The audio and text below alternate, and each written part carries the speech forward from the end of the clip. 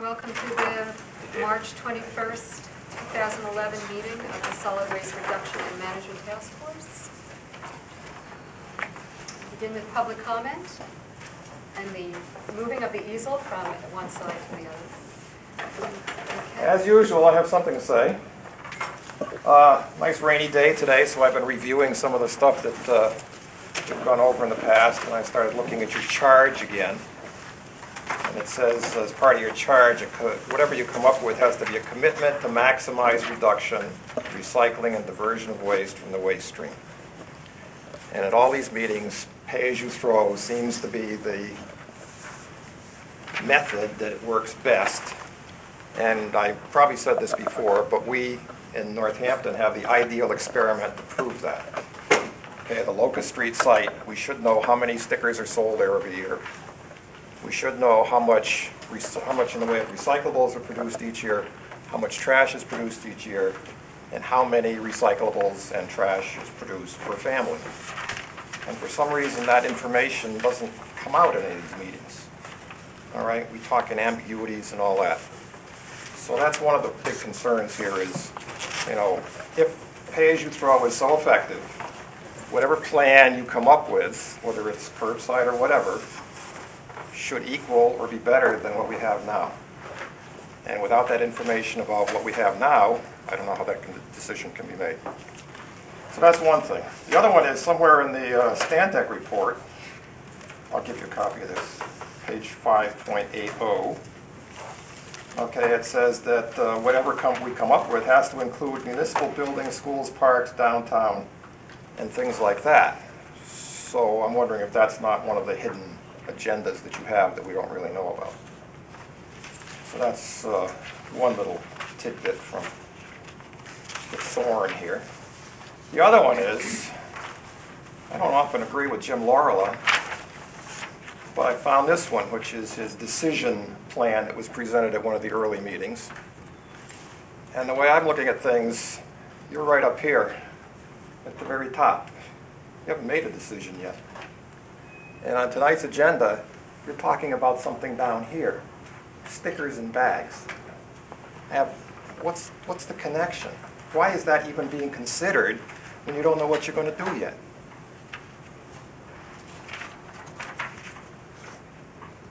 And there was one more here. What was that one? Stickers, bags, curbside. And a couple on the agenda. I think I was misquoted on the last agenda. I don't know whether you want me to bring that up now or later. We're going to do the Okay, we'll do that later. And then Saturday's Gazette was kind of interesting. DPW estimates for their new digs on Locust Street, three times the estimated cost. And I'm wondering if that has been sort of a hidden driving force here, since all along we've been hearing Locust Street has to be closed, Locust Street has to be closed, Locust Street has to be closed. And is this part of the reason why Locust Street has to be closed? Are we just in the way there from this new palace that's going to be built for $25.3 million with no mention of anything to do with recycling? We've been nickel and diming a recycling center down the street for less than $1 million, and we're going to drop $25 million on a garage? All right, enough. Anybody else? Go ahead. Twig Burlingame, Brookside Circle. One comment on the minutes, which I was here last meeting. I know what it was, and I had forgotten after reading the minutes. Just wanted to throw this out there to wonder why the comment was made by Donna Saloon that half of the city has curbside pickup, and they didn't get the word. Well, that's probably your fault. Not you personally, but the committee. But I don't think they didn't not get the word. I think they got the word, they just don't care. Because that's what they're doing. You're not going to change yours. You're not going to change yours, Wendy, a pickup, no matter what it is. I doubt you're going to change for a few dollars less, if that's what it is. I mean, you guys, the city doesn't know because the BPW is going to come forward with the money. Nobody has an idea what it's going to cost. And I still don't believe that the city's getting $500,000 back from the landfill every year. If you count all the beans, what it costs for retirement, for health insurance, for all the people that have to do with that. I don't believe that. I'd like to see the beans, just like was mentioned in our first speaker. You're talking about the wrong things. You need to make a decision, and how whatever comes out, it comes out, and then worry about the beans. But that information is there from the BPW. The DPW knows how many people goes in and out of there, what it cost us, what it cost the city, all of that stuff. It's not a secret, it just hasn't been spoken about for obvious reasons, because this whole side of the table, except for Terry, well, Terry would be there and Rose would be there, is going to vote for something other than one, I'll guarantee it. And this side, probably a good percentage of them would vote for one. The other thing I want to say, which Terry and Rose aren't here, is I hope the BPW would have forums and keep us involved throughout this whole process. And I don't quite get why the mayor says that the budget's going to be affected by the landfill closing next year. It won't be closed by the time of next year's budget, never mind this year's, meaning this year's 12 coming up. It just doesn't make any sense. It's all like, because she wanted it that way, she's got a comment that that's hurting our budget, but it doesn't. I don't think the landfill has anything to do with this well after July of next year. So those are my words of wisdom. Thank you. And like, Sorry. almost done. Okay. Kind of ironic today, but it's a saying that I'm used to, and I think a lot of people have said it, but I had some Chinese food over the weekend, and there was one of those little cookies there, and I ate it and looked it up. If there's a will, there's a way. That's the way I've always felt through life. If I have a will to do something, I can do it. If it's been built, I can take it apart and put it back together. This isn't redoing a wheel. It's very simple. It's just a matter of making a decision. Thank you. Hi, Steve Lucas from Turkey Hill Road. Thank you again for all your hard work. I don't think this is a simple, easy process. I think it's very difficult with a lot of nuances. But I wanted to make some comments in the reference of keeping Locust Street and Glendale locations open. I'm a strong proponent of changing from the current sticker system to a coordinated bag system, and for the following reasons. One, consistency. Standardized bags makes it easy to educate the public. Two, will encourage more recycling. Thinking about filling the bag that's in your kitchen already that you have paid for, I think will make residents think more about what goes into each bag as they fill it. Allows the city to explore the use of biodegradable or recycled bags and have control over those bags that we actually generate to go into not necessarily our landfill because it's being closed, but to other landfills. It would remove the managing of money, i.e. the selling of stickers, from the shoulders of the DPW workers, which I think is a big thing. It also would remove the police role from the DPW workers in having to make sure that people are putting the proper size sticker on the proper size bag. And as it stands today, I could go into Walmart, CVS, Stop and Shop, and probably buy 15 different sized bags. Whereas if we consolidate down to 3, we would have a definite know of everyone is paying exactly what they should for filling each bag. I also think that going to the bags offers a possible revenue stream for the city. Advertising on either the bags inside the packaging or on the outside of the packaging for the bags allows us to create another revenue stream in form of advertising. And lastly, it would allow a dedicated educational medium for those bags as well. Again, the city could either print on the packaging or inside the packaging a way to educate the public on what they're putting into the trash stream. Lastly, just some broader content or comments. Hoping that whatever processes you decide on continue to expand recycling, especially as it relates to plastics, which I think is sorely missing right now. I know that's not necessarily our fault, it's a question of demand, but I hope we continue to push for that. Continue to expand home composting programs, particularly through the winter months when people are not able to home compost as much. And continue to expand the current programs regarding e-waste, white goods, oil and grease, chemicals, and yard waste, all with the goal of keeping the costs low and the ease of use for residents here in the city. Lastly, one other comment was I didn't hear much in my reviews here about how we're going to handle demolition waste. I realize that large demolition projects might be hiring your own dumpster to come to your property and it gets taken care of by a private hauler. But on a smaller scale, those of us that are going to the current dump with just a pickup truck full of small debris, how we handle that. And I'm asking or thinking that we should utilize the current scale that we have at the Glendale Road facility so that everything is done by weight, again making it very simple for the DPW workers to calculate the cost and where it goes. Thank you. Anybody else? Okay. My name's Craig Iders. I live on 97 Glendale Road. Disclosure, my beautiful wife is on the task force, as you might know. I'd like to know if the city does decide to go curbside, will it be similar to when they have to bill individuals? Will it be similar to a water bill? And as I noticed with a water bill, there's a, if you're late, there's a 14% annual premium that you'll have to pay, along with a demand fee of $5 or some sort of $5 service charge. And my question would be to the board or Jim Larillo or Karen, whoever addresses billing, how will you deal with delinquency if you go with curbside? And I would also want to know, I know he's not on the board, is how does the private sector deal with delinquency?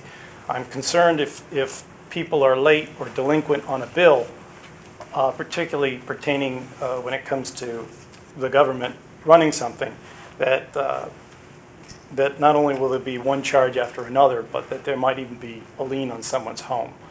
I don't think that the private sector does that, but I don't know that for a fact. And that's all I got to ask. Thanks. All right. That's our 10 minutes of public comment. Minutes. The 14th. I had a couple things. Just note that David wasn't here at that meeting. Regrets, or however you can put it out. And on page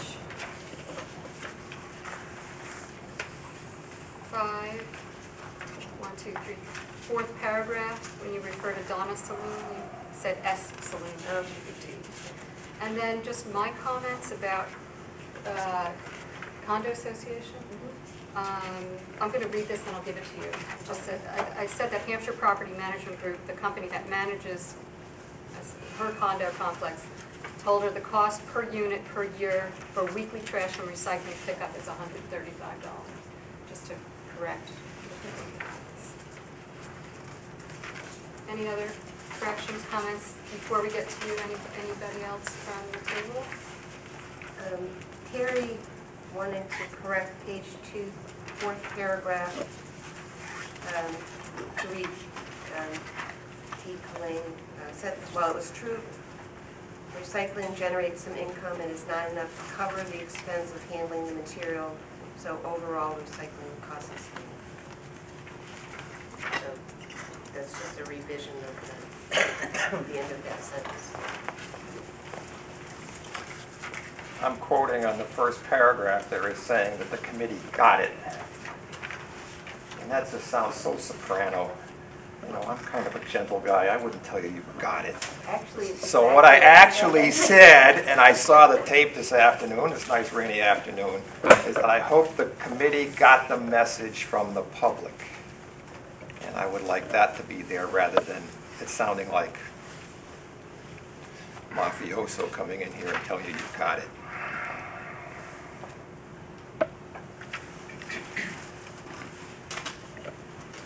Anything else? I have one change on page 5. Two changes. On page 5, second paragraph, second sentence where M. Carmine stated the mayor was not aware of it. I'd like that to be more accurately reflected. I think I said that the mayor left me a message saying that she was not aware.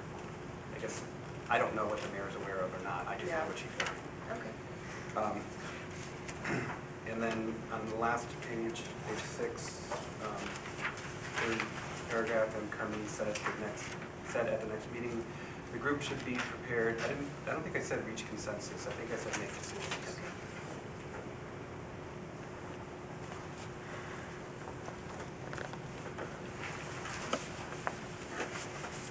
Anything else? Motion? Make a motion to accept the minutes. I second. Any more discussion? All those in favor, who are here? Aye. Okay. All right, next on the agenda was to have Arlie Miller from DEP do a 5-minute curbside collection Fine. overview. Okay. So what I do is I talk a little bit about some of my thoughts about curbside collection. This is not to be a pro or con. It's just supposed to be some information about curbside collection, but then to see what questions you might have on that subject, because yes. I didn't mean to, well, I don't know if you can answer Mr. Odger's question about fees and delinquency. Yes. Yeah, I can respond to that. I think that Arlene could probably respond in terms of what other communities have done, and I think in terms of what Northampton needs to do.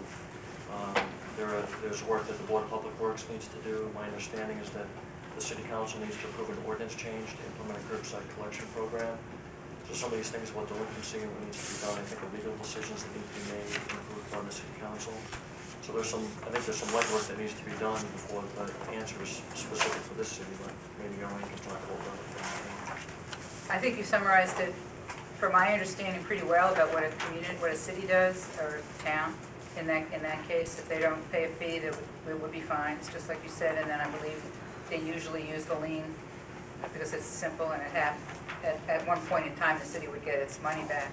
A private hauler, and you could answer this better than I, probably just gives them a certain amount of time and then drops them. Right. And the same would happen, I would assume, here with a city situation, that after a period of time, the person would no longer receive the service. They're not just going to keep getting the service and getting the service, I wouldn't think, for an unlimited amount of time if they haven't paid their Right. fee. At some point, the service would turn off. However, there would be a lien on the property, or potentially there could be?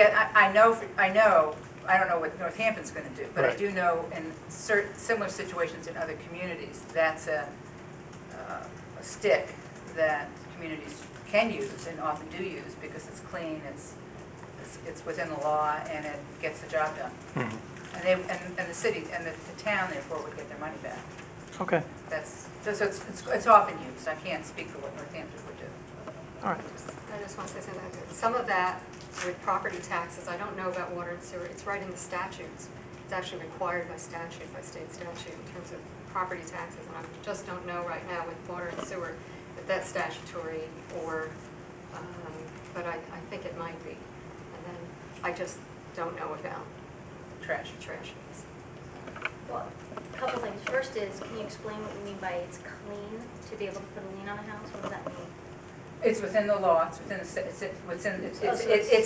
a accepted practice of collecting something that's due to a municipality. It's not archaic or something new or untried. It's within the bag of accepted material, ways to go about collecting.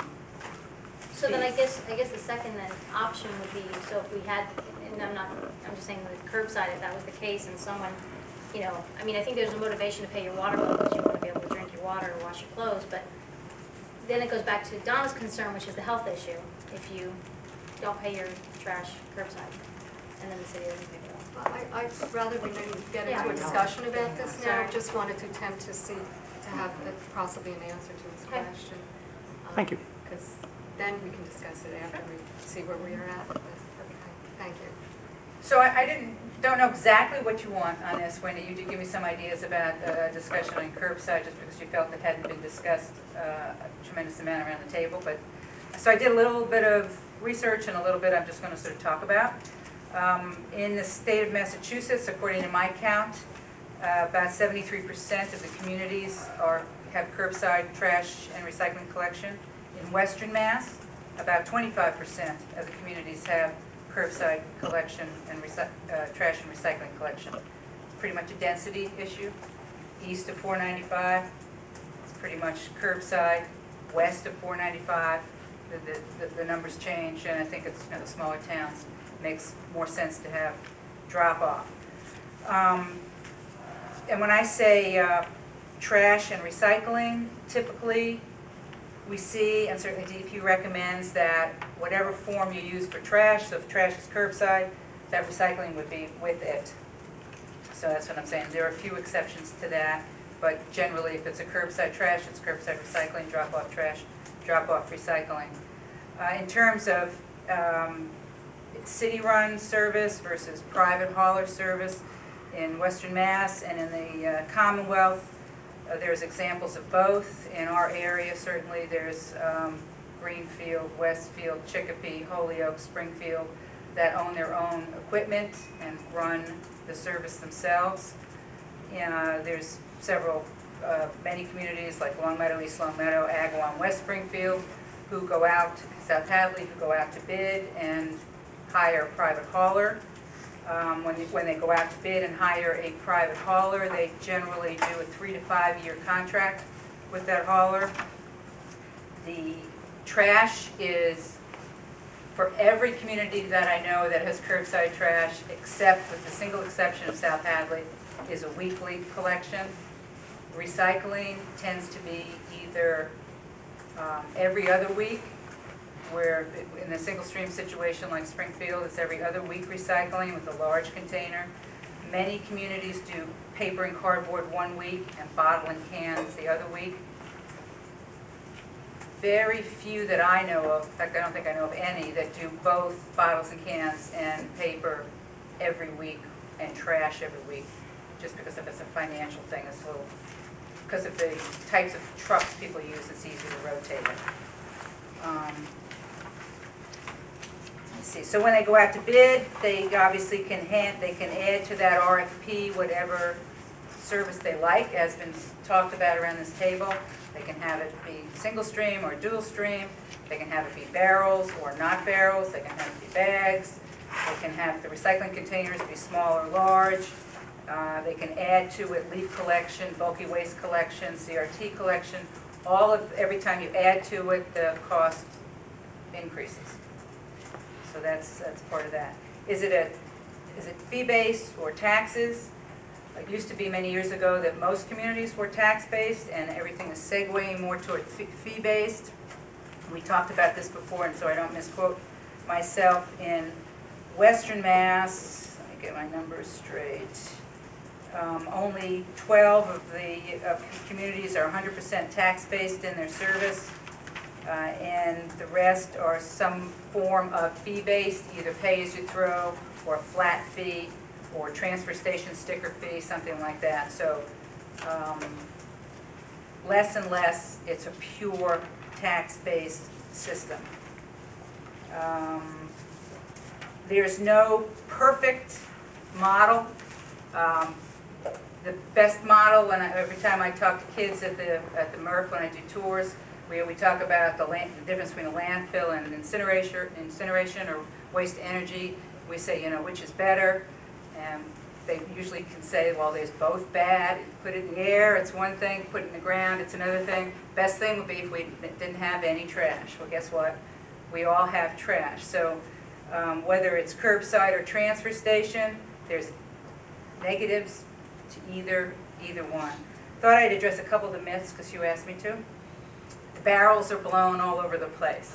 Well, a lot of communities in Massachusetts have curbside programs, and I can tell you that if you have a good hauler, the barrels are not blown all over the place. Yes, wind does happen.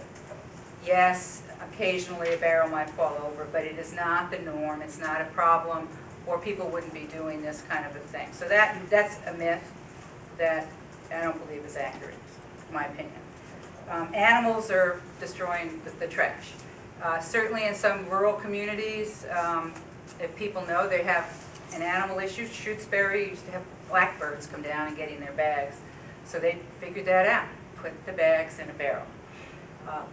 wasn't rocket science, and they have a pay-as-you-throw curbside program in Shutesbury, and they just put the bag, the blue bag or the green bag, whatever color the bag is, in a barrel, and it protects it from the animals. So I think that, again, that's not, these are programs that people have lived with throughout the country for many, many years, and they figured out that these things can work. Snow, snow happens. We're in New England. And we had enormous snow this winter. I live in a town with a curbside program, and it was, God bless the haulers. They really earned their keep this winter. Some days they canceled collection because of the snow, and that happened. And you know what? We actually lived through it. Our pickup was delayed a day, and we had to put our barrels out the next day, and it worked out fine. So don't make your decision, I'm not for or against, don't make your decision based on these kind of myths. That's all I'm trying to say. Blowing, I think I talked about the wind, that does happen, but I've been seen good haulers and bad haulers, and there are such good haulers and bad haulers, and I've had haulers that just did this with the barrel, and I would call them a bad hauler, and then it looked like, we always used to say it looked like there was a battle in this town after they've left the town. And, now we have a good hauler, and it doesn't look like that anymore. So it's really good haulers put the barrel back where they got it from, and it doesn't happen bad. So I guess that's just a general overview of it. I'm happy to field questions because I don't know where you're coming from. If you have any other questions about that, I think you've thought about this, so I may be just being very repetitive, and I don't want to take your time on that. So. Any questions? I just want to address the word myth that you used. Sometimes I think myth means absolutely untrue. I think they're just issues that perhaps aren't myths because they do happen, but I think they get blown out of proportion in terms of it being, as you said, a deterrent to even thinking about considering something as an option. Right. I don't think this is a reason not to do something because these things. I mean, there are, no matter what again program you have. I mean, hurricanes happen in New England. God forbid we have an earthquake. I mean, things happen. I mean, you know, where your transfer station might have to be closed. I mean, they're for a day or two or whatever. But we're New Englanders. We persevere. You know, so it's yeah. But thank you. Any comments or questions? Okay out there? All right. Thank you, Arlene. Welcome. We're going to have an overview of curbs or drop-offs too. Whatever she wants. Excuse me? Okay. Excuse me. Are we going to have an overview of drop-offs as well? No, we're from not. the expert? No, Okay. we're not. Discussion, unless we have somebody on this committee that feels willing to do that. Discussion about pay-as-you-throw stickers versus bags.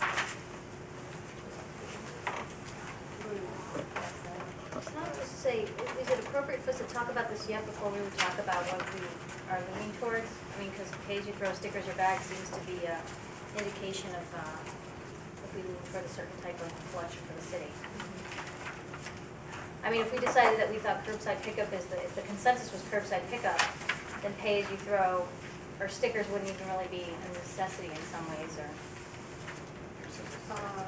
I can't remember. Right, exactly. I mean, I'm just wondering if are we jumping the gun on this You one? want this on the agenda at this point? Yeah, I think that we haven't had a full review on stickers versus bags, but I thought it does apply to, it would apply, or it could apply to either or all options, either curbside or current system transfer stations. We have been talking a lot about in the options 2, 3, and 4 about getting a 35-gallon tote, but we don't need to get a 35-gallon tote. We can do strictly pay-as-you-throw. We can do strictly stickers or bags in your own barrel. Not trying to do it in your driveway. That's just a detail that. I mean, I think we had a consensus about reducing waste and using pay-as-you-throw for whatever option is chosen, if I remember. That was our consensus last. That was one of the few that we came up with. And so therefore strictly pay-as-you-throw for curbside would be. As I understand it, if we do the 30-gallon barrel system, or whatever volume the barrel is, if the hauler distributes these barrels, there's a certain upfront cost that comes from having a uniform barrel that goes to everyone. So the argument against having a uniform barrel for everyone is there's some upfront cost. The argument for having this barrel is that, you know, if we're very serious or inclined to pursue this idea of zero waste, of zero garbage, having a certain size barrel is a good kind of a barometer, a good starting point, a good baseline for people in order to, and you can do the pay-as-you-throw bags, as I understand it, with a certain volume barrel. You just put your bags inside the barrel, whatever fits. Anything outside of that, I guess, would be extra. But from everything that I understand, using these barrels that are uniform has been a very positive factor in incentivizing or encouraging recycling and reducing waste volume. So while there might be upfront costs with the barrel, and Arlene, correct me if I'm wrong, but from whatever discussions I've had, it seems to me that having these uniform barrels, whether it's just about the institution of a new system that focuses people on waste issues, what they should be throwing out, what they should be recycling, or whatever the reason is, that there is a positive impact of having a uniform barrel distributed to people. Is that not the case, or? I guess, no, I don't necessarily agree. I think it looks nice to have a uniform barrel. I think you could have a, if it's a 35-gallon barrel, something like that, and then you have if your program is one barrel and then an overflow bag, and if the fee includes the barrel, and then the colored bag, or is the overflow bag is the pay-as-you-throw bag, that is a model.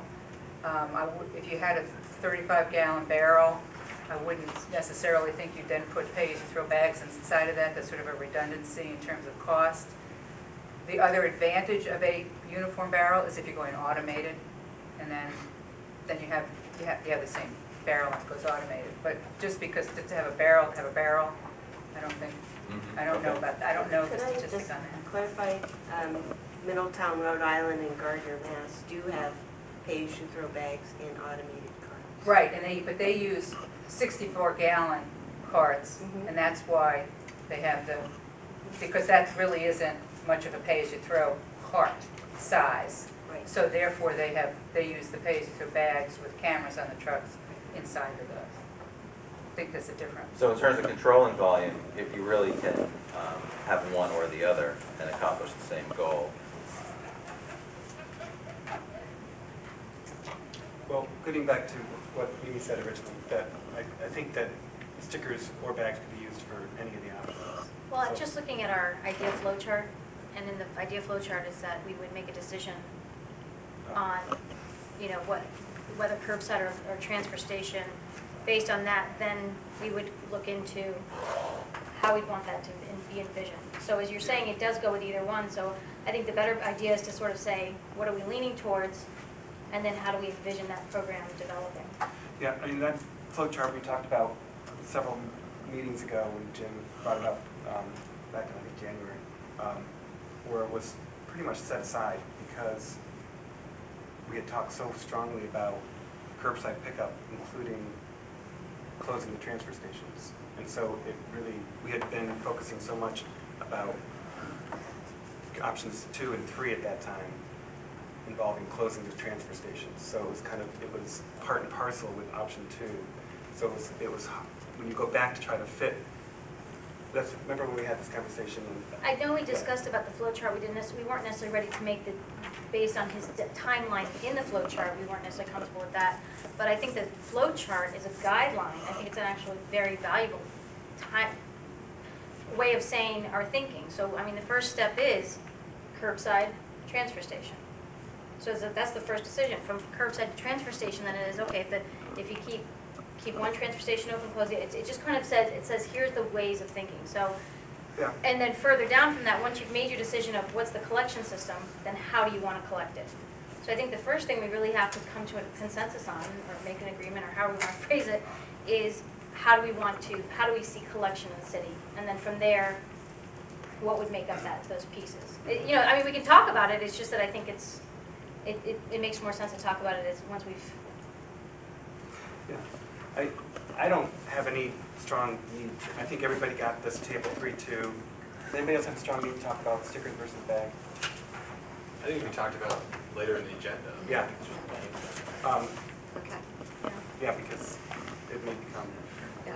All right, I mean, I will say there are some communities that do curbside with stickers. I mean, although not very many anymore. I mean, Gloucester was a sticker curbside community, and then they switched to bags. Was So is the operative word. it was, I know, but I'm just saying, Very few. you used to go to 7-Eleven to buy your stickers to put on your trash. Now you go and buy a bag to put in your trash. So I mean, there is some model for stickers, but I do think it's such a rarity that it's all right. Let's keep Well, moving. then we could probably integrate that into our next agenda item. Decisions and recommendations. We had sent out an email asking you to come tonight with your recommendations. What we'd imagine Mark and I talked about was charting the collection options, going around and saying what our recommendations were on that, and then going through these other items, such as stickers or bags, education enforcement, things like that. I know we've got, you submitted something, in case you're going to be later. We have something written from Terry. I wrote up my thoughts, my recommendation. I don't know if everybody's prepared to do that. Dave has agreed to chart. Can I ask a question, Yes. clarification? Is you going to just allow people to give their opinion, recommendation, and then do a vote at another stage in the meeting? I think I'll see how it goes, but yes, I think Okay. we're going to So go it's around. a separate Right. activity. Right, we'll see how that is. I created a little draw numbers, so if you want to pass this around and pull this out, this will, your order of speaking to this time. I'm happy to go first if that helps things. Why don't we do it this way? Okay. We need a little more fun in our meetings. So, Other, first to draw, and then pass back as well. and then Can we recycling. pass back and say, hey, I want my Oh, drink? Mary Ann first. And if you send it back up. And then, I don't know how we, if someone would like to read it, would you like to? Well, I was going to suggest Rose. I if don't she's know where I on. want to go. Ironically, we did not talk, but ours are very similar, so I don't know if I'm going to. Does this, all right, how should Terry's be read? This is Terry? Yeah. I'd be happy to read it. Well, not tiring of my own voice. Okay. So is number one? So just to clarify Yes. what we're doing. Yes. People were asked to come tonight ready to make, to give all the recommendations, including the collection recommendation, the collection option, and then including but not limited to those itemized lists. Is everybody do that? Everybody's ready to make the recommendations? I thought I just asked that. Yeah. Well, what I just want to do is clarify how we're going to do this. You mentioned that we're going to go first and talk about the option, collection option, and then go back. Well, how would people like to do it? Should we just say the go. collection option and then we'll go back and fill it in with the other I think we things? should just give our 3 minutes of Right, what we let want us to do do. 3 minutes. Okay, however you want. All of your Okay. recommendations. But Yes. my next question though is, Yes, are we keeping a tally of each option? Are we? I'm not sure Yes. how I'm supposed to chart, yes, I Yeah. think you should chart, I we need think you some should parameters chart of the that. collection option. so just 1 to 4, Yeah, and just tally them. yeah. Does that make sense? Yeah. Could we have Could you that? turn it so we can? Yeah, so we you need to can see it? that Thank you. board. I think if it were parallel to the wall, everyone could see it. Thank you. Who is number one? I am. Okay. And I did write up what I wanted to say. And I'll- Based on the information available to the task force, both from the Stantec, the Mass Department of Environmental Protection, DPW, local haulers, public hearings, email, comments from residents, and experience of neighboring and similar cities and towns and other research, I believe that our existing system of solid waste management does not maximize recycling efforts and is financially a burden for those who depend on private haulers because they cannot or choose not to utilize the transfer stations. I believe that a system that is unit-based, rewarding those who produce less waste and recycle more, is the most just, and that financial incentives are the best way to do this. The system also has to be easily understood and accessible to the majority of residents. When systems get too complicated and hard to use, they don't work. Whatever we recommend is not going to work well for some, and those people will choose to opt out. For these reasons, taking into consideration the estimated costs, I feel the best option is option 4, a curbside pickup with single stream recycling. I'd like the task force to consider curbside pickup that involves larger totes and possibly being picked up bi-weekly in the same week as recycling in order to reduce costs, traffic, and time that totes are on the curb. I think that it's best to keep the Glendale Road transfer station open for difficult to manage waste. I like bags better than stickers, but it's not a huge issue for me. I think the Locust Street transfer station should be transitioned into a reuse center. I think that the RFP that would go out to a private hauler should include strong language that encourages subcontracting with non-motorized forms of collection. I'd also like to see organic waste collection, including research to go into an anaerobic digester as a possibility. So that's my opinion. Thanks. Number 2? Me too. Number 2? Number 2? Oh, okay. I've got a cold, so I'll try to do the best I can. Most residents I heard support keeping the transfer station open at Locust Street because of its central location. And I also heard many residents support keeping the Glendale Road landfill also. Glendale Road landfill, I think it's okay to use for bulky items and electronics and so forth. Glendale Road transfer station, as its use, to me, that depends on how much it costs to do the one transfer station at Locust Street versus doing 2 transfer stations at Locust Street and Glendale Road. And we really haven't gotten of what that cost would be running the both of them. The Solid Waste Task Force should implement a 2-year plan. At the end of 2 years, the revenues and costs of the city-run transfer station or stations should be reviewed. This is necessary because of the newly opened private transfer station, Valley Recycling. If the private transfer station is successful, then it might take business from the city, and then the city might not be able to afford to run public transfer stations. The sticker system should be kept in place. This is widely accepted by the public and has worked for decades. This is a successful pay-as-you-throw program with stickers in Northampton.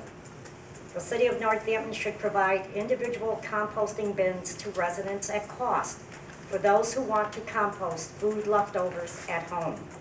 The City of Northampton should work with local farms and composting programs already in operation.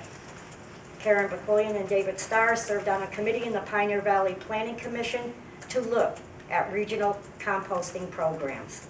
The question of food composting at the Glendale Road site will not be accepted. The neighborhood has already endured odor problems, and it is time for this to end. The Northampton City Council has already passed a resolution supporting state legislation to require extended producer responsibility. Locally, there should be outreach to businesses to encourage use of packaging materials that can be recycled.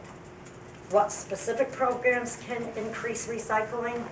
Make it easier for residents to recycle by developing a single stream recycling program. All the recyclables are put together and not separated. This has led to higher recycling rates. Develop recycling programs for multifamily residents, apartments, and business. Start with better recycling at City Hall. City-owned buildings, schools, provide bins on each site for recycling and bins for food composting. Make a swap shop at the transfer station where residents can bring items to reuse by others. Consider having the city set up an online swap shop where residents can list their items on the computer and arrange for others to pick them up. The items listed are for free. The city should have hazardous waste collection available more often at the transfer station sites, and I have heard this from many residents. It takes time to research and develop recycling and reuse programs. The Solid Waste Task Force should continue this work either with the same members or different members. There should be a Solid Waste Task Force in existence to do this work over the next year or longer if required. The Solid Waste Task Force should be involved in developing alternative uses for the landfill site, including solar energy. The Solid Waste Task Force recommendations should be presented to the Northampton City Council. Then there should be a series of public forums over the next year to review specific ideas for recycling, reuse, and composting programs before these are implemented. It will take time to develop and review these important programs. The public should be kept informed and being involved. That is what best practices is all about. It is impossible to estimate the cost of solid waste programs in Northampton without knowing the impact of the private transfer station. The decrease in cost from increased recycling and reuse and diverting organics through composting. Revenue from alternate uses of the landfill site, including solar energy development. This will take several years to implement. The Solid Waste Task Force should submit a short-term plan and then continue meeting to develop a long-term program. Okay, I have number 3. Is that a specific recommendation for a particular option? Your option. Yes, option 1.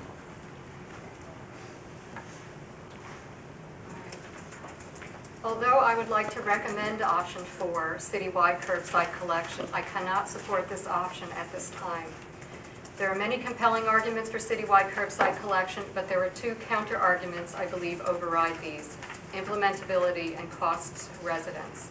Therefore, I support option 1 at this time and recommend development of a phased implementation plan for moving towards citywide curbside collection. The implementation plan should include an extensive tracking system for usage and costs with an emphasis on accurately determining municipal costs and setting fees for covering these costs. I believe Northampton's current municipal solid waste and recycling services fees are artificially low, thus working against a dramatic cost increase moving to curbside would engender. There are evolving factors, for example, valley recycling, closure of other regional landfills, materials recyclability, single stream collection, etc., to be watched and calculated into a phased citywide curbside collection plan. Assessing these factors and accurately determining and charging for the costs of collection and related solid waste and recycling services should put the city on a clearer path for implementing a phased collection plan. Stickers or bags. I strongly support implementation of a pay-as-you-throw bag system. There are numerous reasons for switching from stickers to bags, including but not limited to ease of use, availability of bags at many vendors throughout the city, small bags for small waste generators, easier compliance and enforcement, less handling with potential for mishandling of money at transfer stations. I support ongoing efforts to educate and offer multiple opportunities to remove organics from the waste stream. Perhaps Grow Food Northampton could assist with future efforts. Northampton should stay abreast of opportunities for legally restricting unnecessary packaging and other solid waste bans and moving forward with extended producer responsibility efforts. Current information, perhaps partly due to residents' multiple choice options, is confusing and scattered. Education is critical, and keeping information updated and available in multiple formats, for example, websites, emailings, bill stuffers, direct mailings, newspaper inserts, should be a high priority. Enforcement is also important, but must be fair and consistently applied. Future plans to adopt ordinances, rules, and/or regulations should be carefully weighed in light of the city's capacity to enforce the same.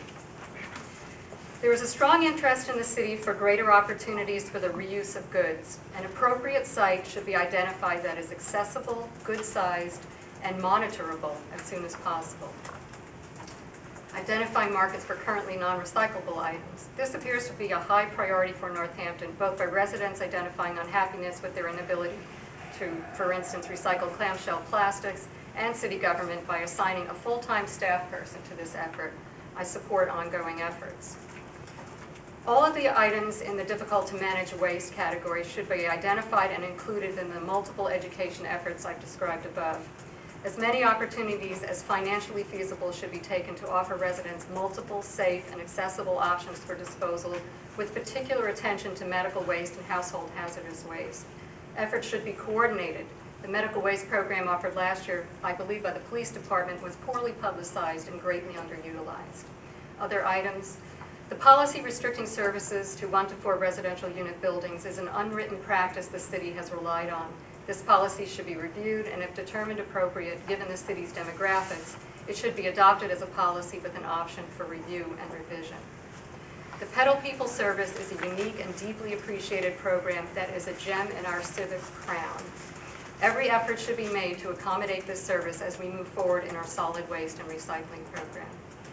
A means test for reduced fees should be developed. Examples from other Massachusetts municipalities specifically used for trash and recycling services should be sought, customized, and implemented. Lastly, our work has begun a decision-making process which will continue with the Board of Public Works. I strongly recommend that DPW utilize best practices in municipal decision-making as they move forward. These practices include meeting in settings that are accessible and accommodating to the public, engaging the public in dialogue, holding community forums, using many options for the dissemination of information, and going above and beyond the open meeting law and transparency in the decision-making process. Number 4? I'm number 4. I didn't prepare a speech or anything. So, as I started this process and we sort of looked at sort of the 30,000 foot level of the various options and my own research and you know, I had the great opportunity last year, just by the chance of some conferences my wife had, to go to both San Francisco and Toronto, which are 2 of the leading sort of zero waste communities in the world. You know, San Francisco's, and my brother lives in San Francisco, they have curbside compost, recycling, trash, and they're, you know, going to reach the 80% diversion rate here pretty soon. And they have made a real commitment to zero waste. It's been a long process over a long period of time.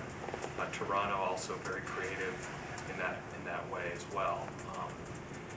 So looking at it sort of from a purely sort of academic level in terms of, you know, the thought of what's been most successful in other places, in terms of looking at just the concept of a system that encourages multiple car trips, you know, all of those things kind of add up to, you wouldn't say that's the most sustainable system.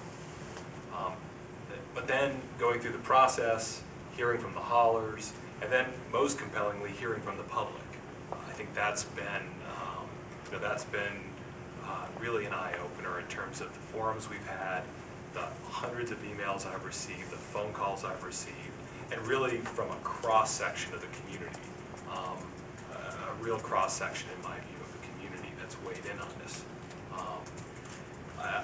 Coming back to looking at the current system, I do think that there are so many moving parts right now in terms of we've got this private competitor in the transfer station business that we don't know much about. We don't know how that's going to affect us. Another factor, I think, is we've got this cost differential right now. We hear a lot of people say they like the transfer station system because it's affordable.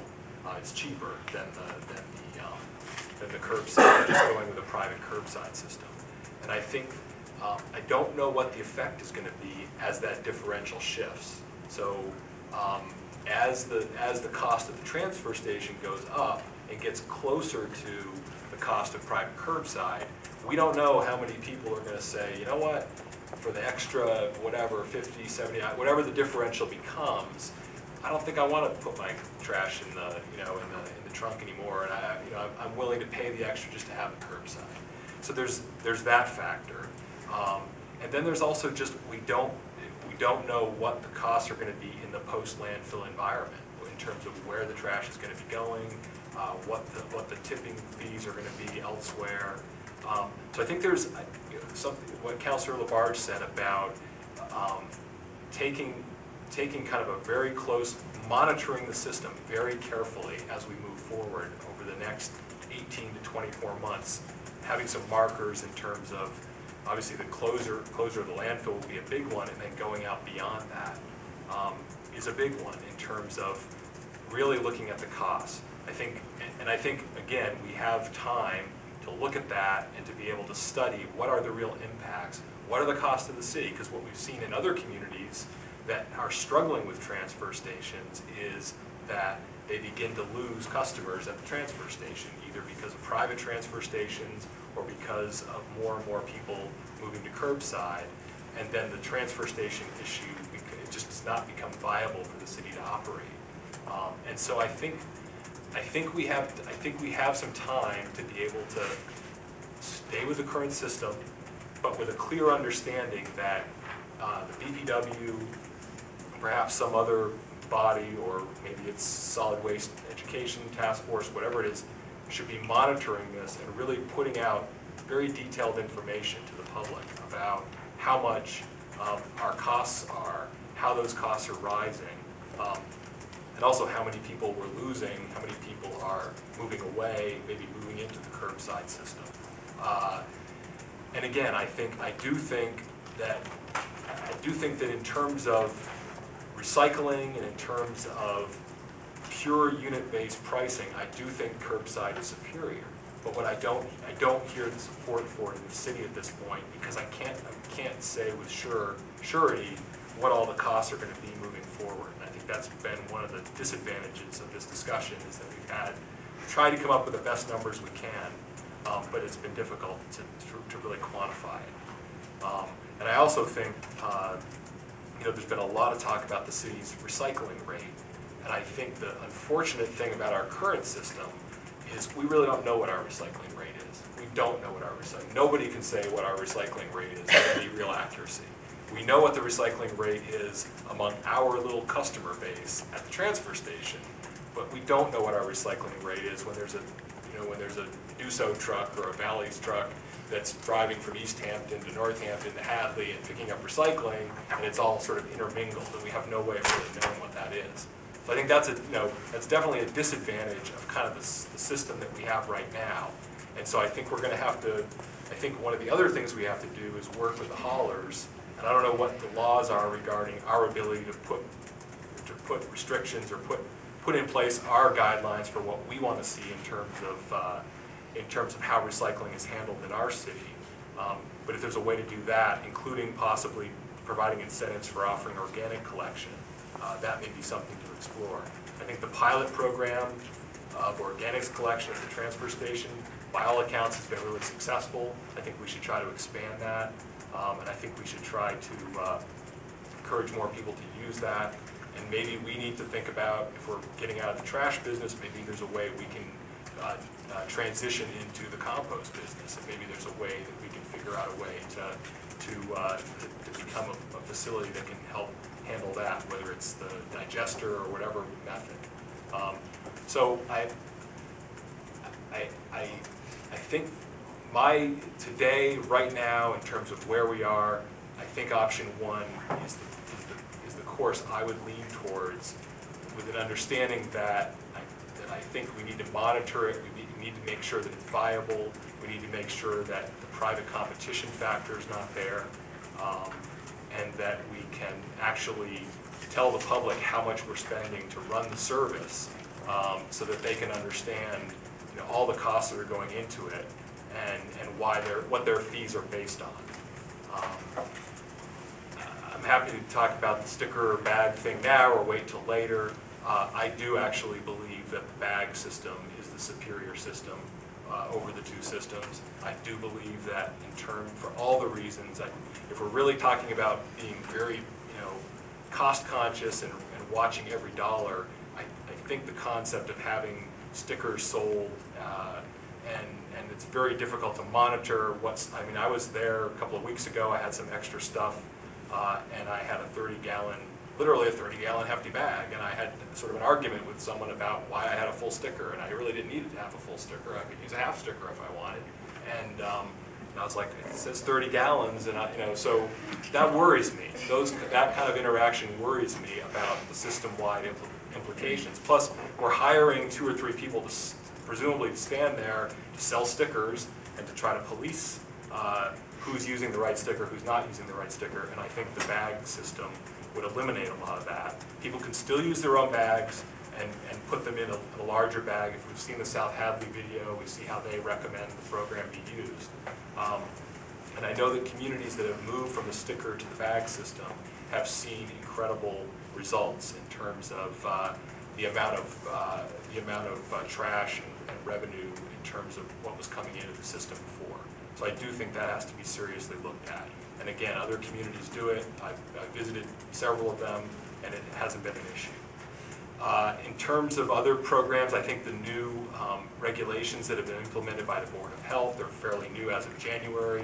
I think there has to be a lot of outreach and education to businesses and to the apartment buildings about really making sure that those get implemented in terms of recycling. It's been kind of our blind spot for many years in terms of recycling all those multi-unit apartments that haven't offered recycling, and now we really are going to need to require them to, so we really get a handle on all of our residents.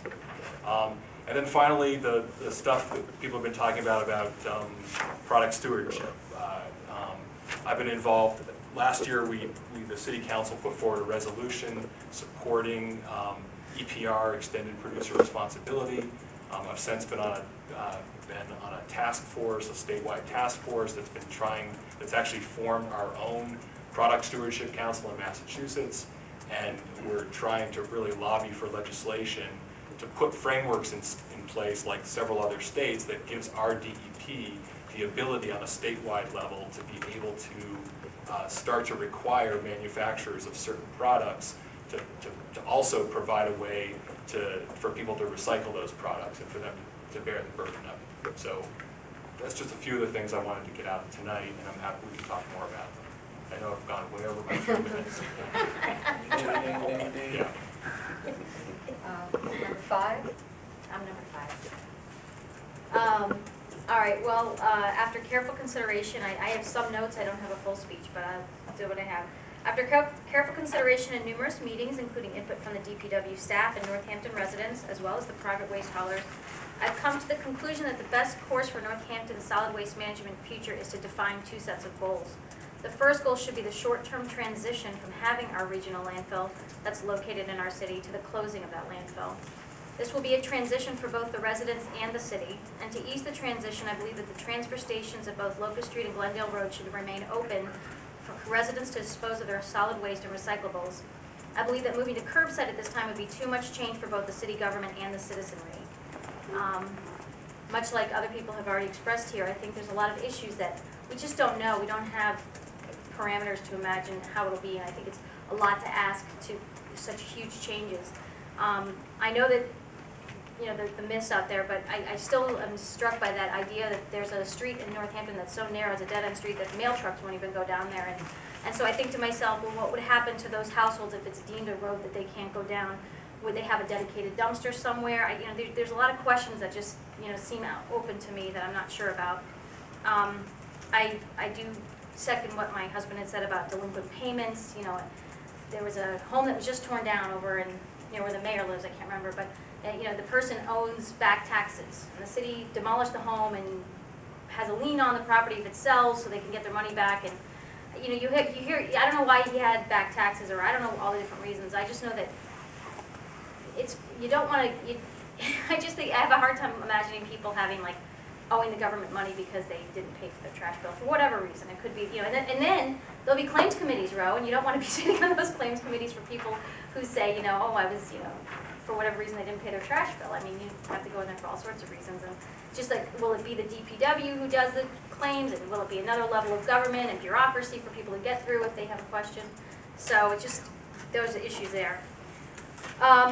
So for the short term, I think the transfer station should remain open, but I also agree that I think that we could move from stickers to bags. I understand that many people talked about having their bags that they go to the Big Y or wherever, and they have that little bag, and that's all they fill, and they dump that bag out.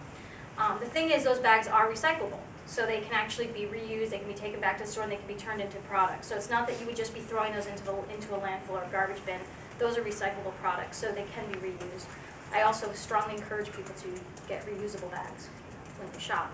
I think I've been to the transfer stations and the landfill, and they collect a lot of money. There is a question about sometimes if maybe you know the person that's a gatekeeper, I'm not disparaging anyone, that maybe you don't pay the full sticker or whatever.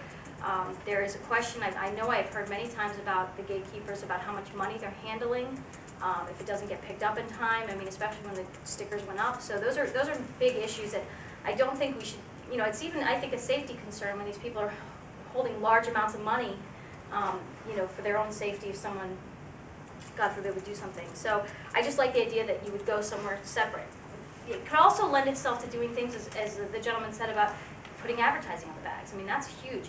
You could also possibly, through school fundraisers, maybe you'd pay a little bit more, but you buy them through the school, and then the school will get to get that little extra money. So I think there's a lot of positive things that could maybe be done with bags, you know, for people who want to support, you know, like the Northampton Athletics are always looking for something to support, or different groups. So I think that there's a lot of potential of what they could be used for in a positive manner for the city.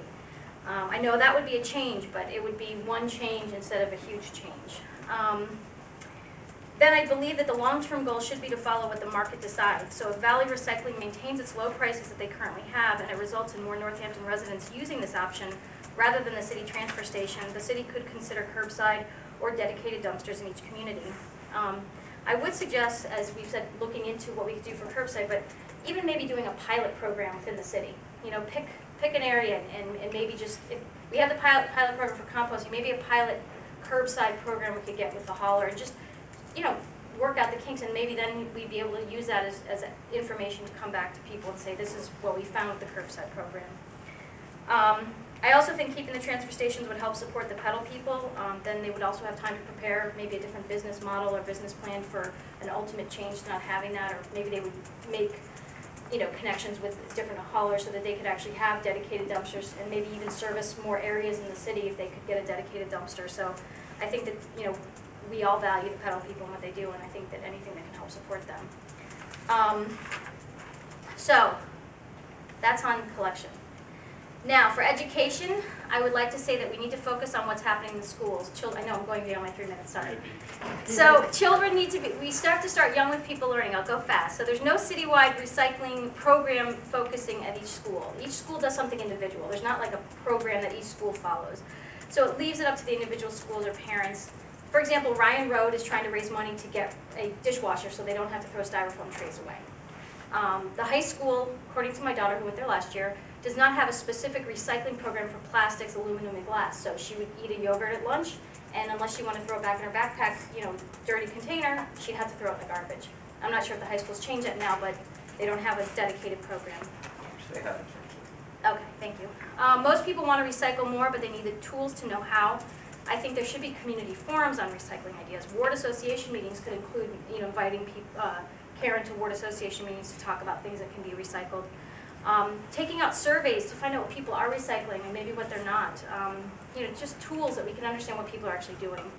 I want the city council to ban plastic bags and styrofoam containers in the city. I want to have more drop-off locations in the city for recyclables. You go to Stop and Shop or gas station, there's no bin to throw your recyclables. You throw it in the garbage can.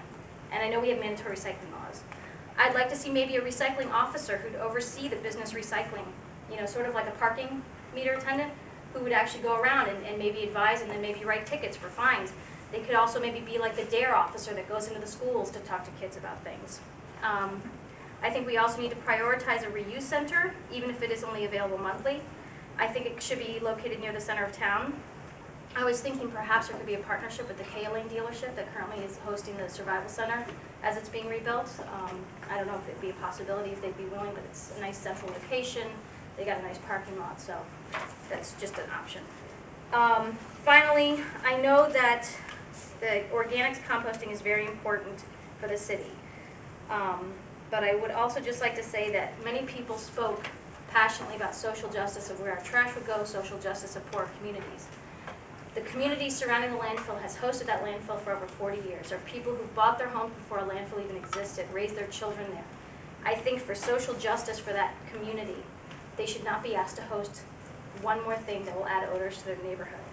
I think that it's a wonderful benefit to do organic composting, but with anything, it should be shared. It should be a shared sacrifice if it's a shared benefit. I'm all in support of it. I just think that we need to be equitable to the people who have hosted the landfill for 40 years. That's it. I have Terry's number 6. I'm happy to read it. Okay. Fellow task force members, after thinking about our choices, I am personally in favor of pursuing option 4. I believe that we should recommend that the DPW create an RFP requesting bids for citywide curbside pickup by a private hauler. Additionally, I favor opening the Glendale Road facility on a very limited schedule solely for collecting hard-to-manage waste. As I look at our options, I can see several advantages to curbside pickup.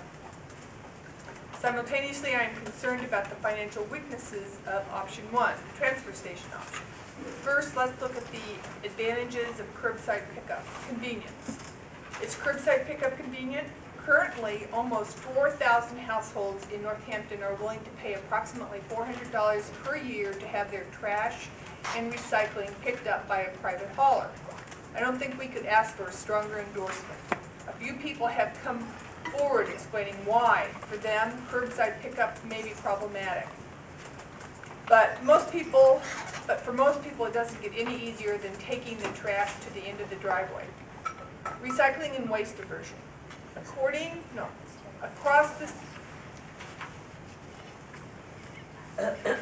Across the state, considering all of the methods for handling residential waste, a pay-as-you-throw curbside pickup program appears to generate the highest level of recycling. These statistics are true for every size and type of community and by substantial margin. A program such as this is convenient and it incorporates a financial incentive to minimize trash. So, if waste diversion is one of our core goals, curbside pickup seems to be the most effective way to maximize diversion. Local control. As we have discussed, the city can exercise control over the details of a curbside program simply by shaping the RFP.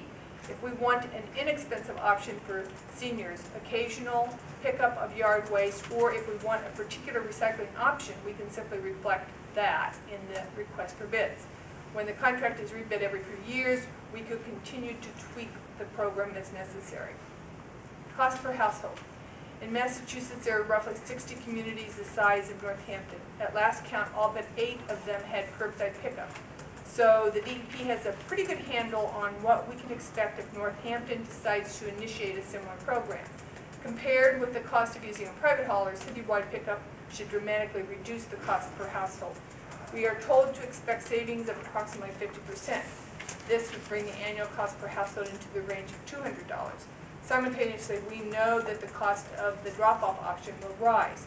So in the end, for most households, the difference between using the transfer station or having curbside pickup may be only a few dollars per year. What about the people who choose to opt out? There seems to be some concern in the community that we are going to mandate a solution or force participation in a program. As everyone in the task force understands, any program we implement would be strictly voluntary. Considering this fact, citywide collection then raises 2 questions. First, would enough people use our service to generate sufficient economy of scale? We are told that a participation rate as low as 60% is workable and that a higher rate would be desirable. Given that 50% of our households already use private haulers and that citywide collection should significantly reduce the cost per household, I believe that we would easily be able to raise participation beyond 60%. Secondly, how about those people who choose to opt out? Some communities who offer curbside service have attempted to simultaneously offer a drop-off option for trash, similar to our Locust Street transfer station. In every case, that has proven to be a financial struggle. Given the reality that we can only generate income from fees as opposed to tax dollars, I don't believe that we can afford the extra expense of offering both a curbside and a drop-off option as in option 3. Fortunately, Northampton has a private alternative for people who prefer drop-off. Valley Recycling is willing to accept bagged residential trash. A few thoughts about the pedal people. I think everyone in the city has been impressed, even amazed by the pedal people. Their hard work, their willingness to get the job done in any weather, and their thoughtful approach to our waste and recycling is almost inspirational. They clearly have a loyal customer base, and these customers tell us that they appreciate this unique service. So I hope we can find a solution that would allow them to continue operating. A strong business model. During this entire process, people have been coming forward with fresh ideas for handling our waste stream. There have been some genuinely interesting proposals as well as support for expanding existing programs. However, some of these ancillary services are difficult to monetize. For example, where will we find the money for an education program? Or to develop the organics composting program? Or might it make sense to subsidize hazardous waste collection in order to ensure that this material doesn't wind up in the waste stream in the meadows or in the meadows? There are clearly some great ideas out there, but some would require startup capital and others do not generate direct income. Nevertheless, if we hope to offer these programs, we will need to pay for them, and we will need to handle material that has been diverted from the waste stream. Although people perceive of recycling as free, it actually costs us money. Less money than trash, perhaps, but it's still an expense. We can only meet these expenses by generating a surplus in our core business, collecting trash. And that leads to another advantage of a curbside pickup program. From the experience of other towns, we know that running a transfer station, especially a small operation such as ours, would be difficult financially. Just breaking even might be a challenge, particularly in our case since we have competition from Valley Recycling. It may be difficult to generate a significant surplus. A curbside program, on the other hand, would have an estimated gross revenue of approximately $1.5 million. This would be a much larger business than operating a transfer station. In this case, even a tiny 1 to 2% net surplus would provide more than $20,000 for special projects. Financially, curbside pickup makes it more likely that we would be able to meet all our expenses as well as fund some of the desirable ancillary programs that people have been asking for. So I support taking the curbside program to the next step. I would vote to recommend that the DPW should create an RFP for citywide collection and put it out to bid. Let's find out if the numbers work. Obviously, we will need to take this step by step, but if the costs come back, as have been predicted, I think we can create a very attractive program. Thank you, Terry Colhan.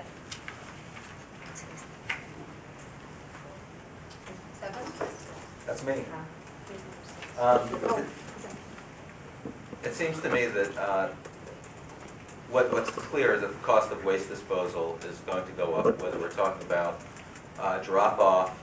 The cost in Northampton to the city will go up, being that we've been subsidized for our trash disposal for the last some odd years. So between the cost of fuel going up and the cost of disposal going up, the city of Northampton will have increased costs. Affordability, I think, is very important to our charge in figuring out what is going to be most affordable both to the city of Northampton and to the citizens of Northampton.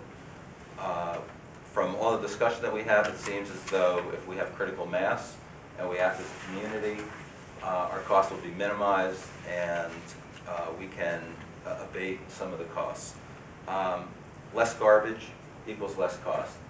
Zero garbage is an initiative that I think is socially responsible for the city of Northampton or any community to take on. Green Northampton set a goal a few years ago of reducing the solid waste stream in Northampton by 90%.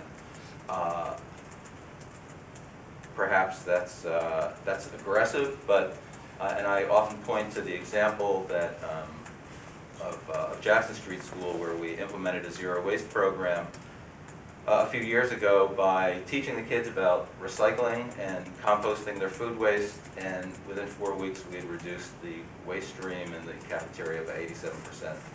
And those figures have been maintained over the next couple of years. It shows what can happen if you implement systems that for success, and you do the proper education for people. And I think part of the proper education is teaching people why it's important to compost, why it's important to recycle. And I think as old as our recycling program is in this country, 40 or 50 years, I think that hasn't really been promoted or explained correctly. So in terms of the 90%, where they would come from is educating people about how to be better consumers. It would require people buying less things, and certainly buying things that have less packaging that is not recyclable. Recycling more. So if you encourage people, whether it's with a sticker system or a bag system, to recycle more, hopefully you can increase recycling rates by 30% and reduce solid waste by 30%. And by implementing a municipal compost program, the figures that you often hear, 25 to 30% of the solid waste stream are compost, so ostensibly we could reduce our waste stream by 30% that way. Other ways to meet this goal is by having city bans on certain things. Mimi talked about restaurant takeout containers. Black plastic, dark plastics are not recyclable because they're very difficult to recycle. Why do we have dark plastic takeout containers, whether they're in supermarkets or restaurants? Styrofoam. Amherst has been working on a ban on styrofoam takeout containers. Styrofoam is a very difficult thing to recycle. There are very few communities that do it. Ordinance enforcement. We've had next to no recycling ordinance enforcement in the city of Northampton for any number of reasons. Arlene and Karen have worked on a new ordinance enforcement, which was adopted by the city council. I don't know if you know. Not yet. The Board of Health, okay. And I would recommend vigilant enforcement. And one of the ways to do that is by, if we go with the bag system, by insisting on clear plastic bags so that you can see what is in the bags. I think that history will show that if you have clear plastic bags, people are more responsible about what they put in them. We've talked about finding markets for materials that are not currently recyclable. The MRF is our current connection to recycling markets, and if we wanted to spend the money to have a full-time recycling coordinator, which would be my recommendation, one of their responsibilities could be to try to find additional recycling markets. The Reuse Recovery Center is there's an expensive way to do it and there's an inexpensive way to do it, and the way that we've been approaching it in the city of Northampton for the last 6 years, because in 2004 was when the committee the task force that worked on a reuse center disbanded because of the imminent purchase of the Mass Highway space 7 years ago. I'm sorry. It's because it will cost a considerable amount of money to turn the Mass Highway space into a reuse center. Whether it's Cahill Lane or some other place, I think there are less expensive ways to approach it. What I haven't really heard very much about today is the environmental cost of having a drop-off center. Frankly, I don't know how we live in a world of climate change and we don't talk about the environmental impact of having 6,000 households drive weekly to a drop-off center to drop off their waste. I'm one of the people, by the way, that does that. Although I only have one bag of garbage every 2 months, I drive every 2 months to Locust Street as opposed to biking my garbage there. If you want to talk about sustainability, it's not sustainable to have a drop-off center on an environmental basis. We really need to look at the environmental impact of having not only 6,000 households drop off their waste, but also the the myriad trucking companies that are crisscrossing around the city in inefficient routes. That's just not sustainable. Green Northampton has a goal to reduce vehicle emissions by 80% over the next 10 years. That would be one way that we would look at dramatically reducing vehicle emissions. So how would we accomplish these goals?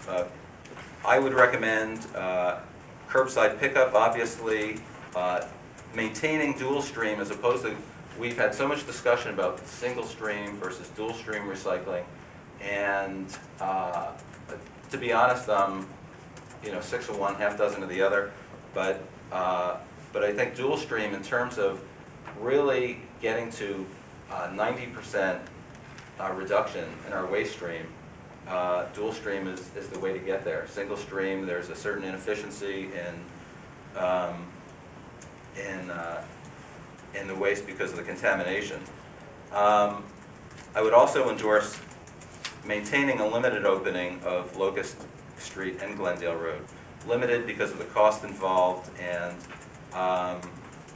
perhaps one day a week at each location. We would use those locations as drop-off points for bulky waste, for perhaps for hazardous waste to have certain kinds of collections. Any RFP that the city has should of course include a role for non-motorized pickup. I really feel as though we should open up this program to businesses and all residential buildings in Northampton. We have a custom of having household buildings from 1 to 4 households, and while there may be different pickup systems for certain commercial businesses and for certain buildings, I feel like if we're looking for the efficiencies of having as many people involved in the system as possible, then we should include as many businesses as would want to be involved. As I said, I would recommend a full-time recycling coordinator, both for enforcement and for education programs. I think that composting, so that the transition isn't so jarring, should be optional for the first year, and then mandatory after the first year. I'd recommend bi-weekly pickup of solid waste and of recycling and for compost, and that we have more frequent special collections of things like rigid plastics, hazardous waste, and bulky items. So number 4.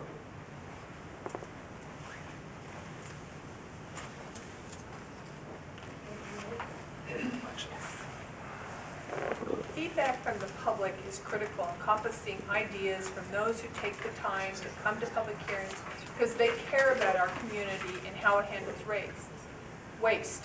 While option 1, which allows the Locust Street transfer station to remain open, is very popular, it cannot respond sufficiently to the environmental values and waste reduction issues because it offers no means with which to fund the solutions for those issues. And feelings about environmental values, waste reduction, reuse and recycling, and pedal people's trash hauling are all popular truths with both the public and solid waste reduction and management task force. Public comments regarding environmental values, waste reduction, reuse, and recycling point to choosing option 4, which is capable of devising a fair system of allocating costs and generating income for these critical programs to achieve the objectives we already agreed to support. Without income for the solid waste enterprise fund more easily generated through the curbside pickup option, we would not be able to address those waste reduction issues. Without controlling the number of solid waste haulers traveling our city streets, we would not be able to reduce the environmental impacts as well as the road impacts. As an individual, I would choose option 1 because of the convenience of Locust Street and the personal affordability. However, this does not take the needs of the larger community into account, nor does it contribute to waste reduction programmatic costs. As a BPW member and task force member with the responsibility to make a choice that benefits the entire Northampton community, I would choose option 4, citywide curbside pickup with Glendale Road transfer station for difficult to manage waste. Option 4 is preferable to option 1 because it creates a mechanism through which funds can be raised for issues beyond waste diversion, that is, waste reduction, reuse, and recycling. If citywide curbside pickup prevails, then the cost of waste reduction can augment the cost of disposal without excess administrative costs. While householders are paying for their trash to be disposed of, they can also be contributing to the overhead costs intrinsic in developing a waste reduction program. Option 4 is preferable to option 2, citywide collection only, because option 2 may increase illegal dumping without the available and accessible drop-off point that the Glendale Road transfer station would offer. Option 4 would also offer the option to retain the Pedal People program in the process of going out to bid for option 4, the RFP could mandate that the successful hauler include a joint collaboration with the human-powered program. Our charge from the mayor is to devise a system that is financially self-sustaining. Composting programs, waste stream diversion programs, working on reduction, all require a source of funding independent from the city's general fund. How can we raise those funds? State and federal grants would not be sufficient, nor are they a guaranteed source in these years of reduced tax revenues. By choosing option 4 and using a citywide curbside program to raise these funds, we are able to achieve both waste diversion and waste reduction responsibilities as requested by the mayor. If option 1 prevails with the task force as a recommendation to the BPW, and if we want to respond to the public, then I think the task force needs to include 2 recommendations. Move to the pre-sold bag option and increase the cost of the bags to reflect more than just the cost of disposal. This would also have the effect of reflecting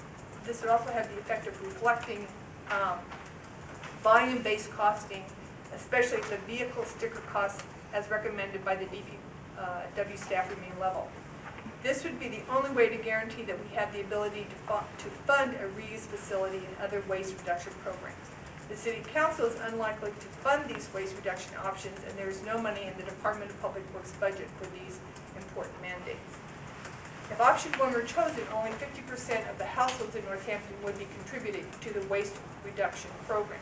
The other 50% would be contracting privately with haulers, and there would be no way for those residents to equitably be part of the waste reduction program.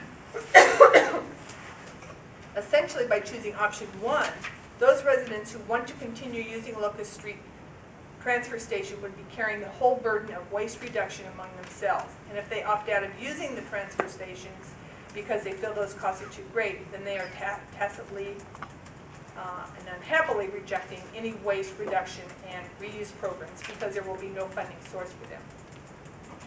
If we are able to agree on option 4 and find an insufficient number of households opt in to attract a citywide waste hauler, we can revert to the option 1 with the funding exceptions mentioned above for bags. While some great ideas have been generated through hearings and discussion, and tonight as well, implementation is challenging without having any reliable source of funding. These would include neighborhood, composting and recycling locations, continuing the organic waste diversion, working on programs to reduce consumption, product packaging and education, identifying markets for products that currently cannot be recycled, and a reuse center. Our responsibility as a task force is to agree on an option that also provides additional revenue for these ideas.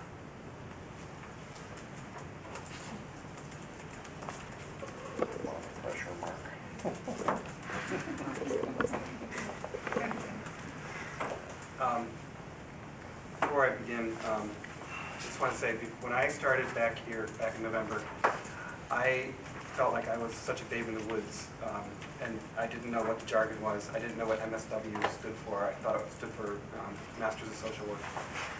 I thought pay as you throw was the term that airlines used for when they had to check a bag, or that'd be pay as they throw.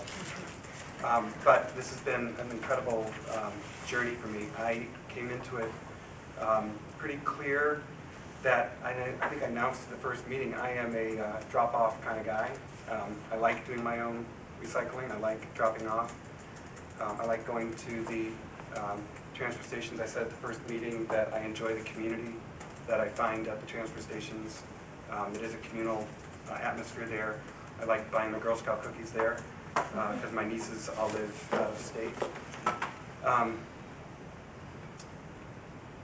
And then I learned about the environmental impact that we have when we have two transfer stations and having thousands of car trips. I learned from neighbors who found out that I was on this task force, who told me about how they have to have curbside pickup because they don't drive, or because they have to work as many hours as they can, and that prevents them from going to the transfer stations. And so the idea of cutting their annual trash fees in half was very attractive to them. And so I started thinking about equity and access issues, which were very real. Those are very real stories. So I kept an open mind. My mind was opened up, and I've kept an open mind through the process. In the end, though, I am recommending that we keep the current system of collecting trash and recycling and yard waste and hard-to-manage waste with the two transfer stations staying open. So I am recommending that we stay with number one, option number one. I have the following recommendations in addition for the Board of Public Works to consider. I'm a kind of task-oriented guy, so I just went bullet by bullet by bullet. Believe it or not, I am task-oriented.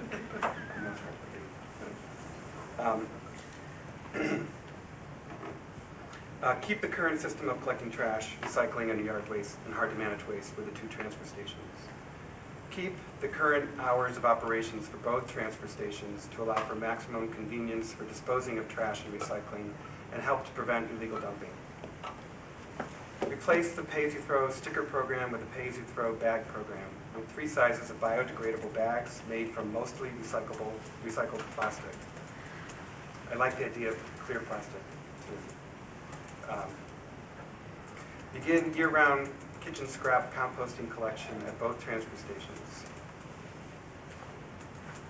Make arrangements with city farms and community gardens to become composting drop-off points for residential kitchen scraps as well as yard composting. Begin having the city's electronic waste picked up by a certified e-Steward company as defined by the e-Steward program of the Basel Action Network. Form a task force charged with starting a volunteer-run reuse center and focus on other recycling, reuse, reduction programs. I'm thinking perhaps the water department on Locust Street, when that becomes available, would be a good spot. That is a building that will become available when our new DPW facility is built, if it's built. Or perhaps there could be space found within the new DPW building for the reuse center. Organize a volunteer-run swap shop market twice annually at one of the local schools. Perhaps this could be done sooner than later, sooner than having a bona fide or full-on reuse center. We could have a spring and a fall swap shop market run by volunteers twice annually at the local schools. Begin a volunteer-run reuse center at the Glendale Road Transfer Station for reusable construction and demolition items such as wood, radiators, fireplace mantles, windows, plumbing fixtures, etc.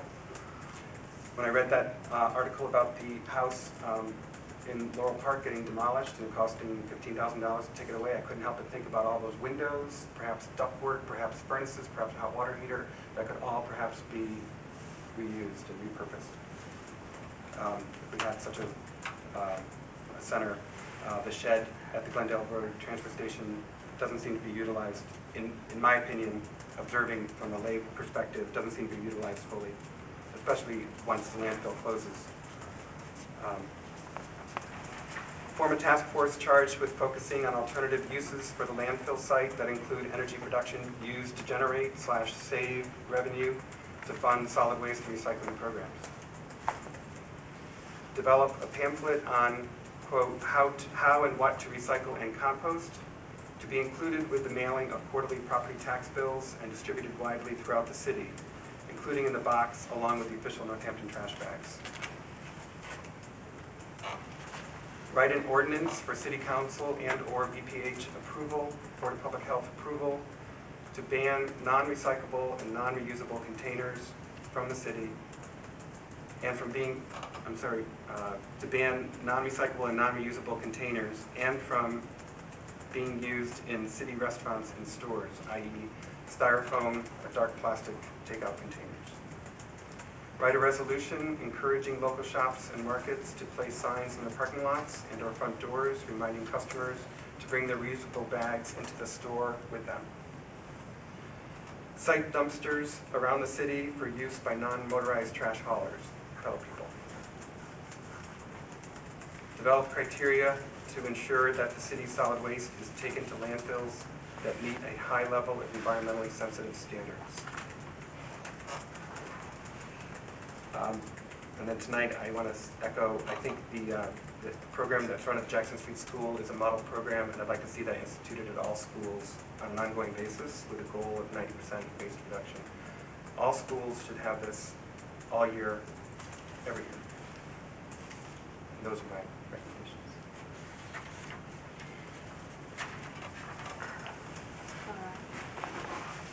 The winner is, well, we have the tally over there with, it looks like 6 reports. Five? Oh, I'm looking at one and adding that in. It's 5-4 split, but we've only got 8 of us here tonight to vote. What? That is the vote. That includes Terry's I don't, vote. if people want to see that as a vote with his absence, okay. I didn't know whether you wanted to do that or not, but okay. How would you like to proceed?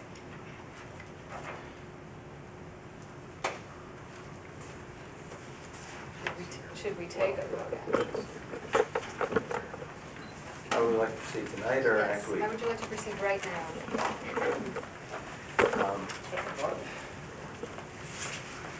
I think the vote is taken to, I think the vote has been taken on collection, but there were so many recommendations that I don't know how we do this. I heard a couple of common themes. I think we can vote on bags versus stickers, or do we have a consensus? Do we want to just discuss collection, just get that? Yes. We talked about a vote, we talked about a minority report, we talked about things like that. I don't really know what the pleasure of the committee is. It's a narrow majority vote for staying with the program, although with a slight lack of clarity from my perspective on that. I know what my perspective was that we stay with this for now, but that we look toward a curbside collection program. And I think I heard that in what some others said, but I'm not sure that others who supported option 1 support it generally and for, the foreseeable future.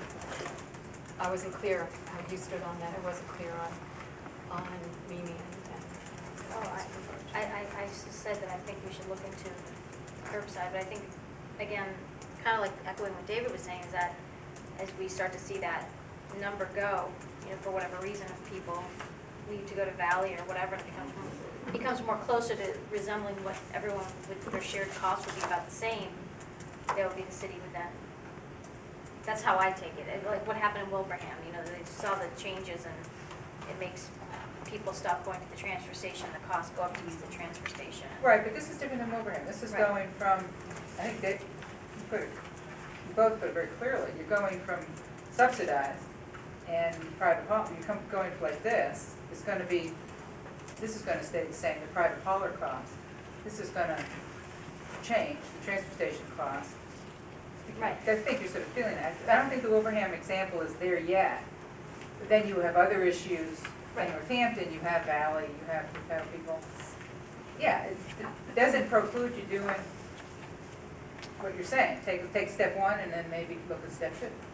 Or, I don't think it's a Wilbraham thing, though, but I understand Well, what I you're just saying. meant the example of how they saw the prices started to balance out between the two. Right, people start to go to different places. I don't think the city's had a chance to evaluate what's gonna happen when the cost of the transfer station change. Right. That's gonna be the big. And the residents haven't had a chance to. But that's what, Yeah. that's what I mean, by the. What I'm trying to determine, go ahead. Because I know you said you didn't understand where I was coming out. I think I explained it thoroughly, that this should be taken very slowly. I think we need to see what's going to happen with Valley Recycling, and I think we need to see what this cost is going to be for running both of those transfer stations. So strictly option one with me. All right, so what, I did not hear that in Mars, I did hear you talking about phasing and implementation. I did not hear, I heard you, I didn't hear you talk about possibly changing the future. You just talked about right now. Yeah, no, I guess I'm focused on our recommendation that we need to generate by April 1st, to keep it as is. So that's what I'm focused on. Thank you. I mean, change is good, and if we find going down the road that it's not cost effective for the two transfer stations staying open, or people become aware of the true cost of trash disposal, and they're seeing the city role in being a middle person in coordinating an RFP to reduce the cost for curbside collection, and that's gains favor. If those things evolve, I'm all for it. I personally would probably not do it, only because I don't have the space for. Geographically, it doesn't work in my house. I have a driveway like this and on a road that's like that, and there's no flat space. I have to excavate. So let me just. But anyway, yeah, I mean, I'm open for. I'm trying to see whether we can reach some kind of consensus, because I'm getting a sense among those of us that didn't opt for immediate curbside collection as a recommendation, whether those who did want that are, whether we can come together with a proposed 1 year, 18, I don't know. David, were you going to say something? I think Rose's points and Terry's points are very well taken about, we've heard a lot about people want a lot of programs. They want a lot of programming. They want a lot of stuff. And our charge has been to figure out a way to make it self-sustaining, make the system self-sustaining. And so that's one of the reasons, in my comments about we really need to know what the costs are. I mean, maybe we need to print them on the bags. Put it fine, this is what you're paying for. I think the price has to be really broken down. And I think that's also an opportunity that if there's a real strong consensus in the community about we want to be able to, and we want to invest in a reuse center, a city-run reuse center, or resource recovery park. We want to really make that other location on Locust Street happen.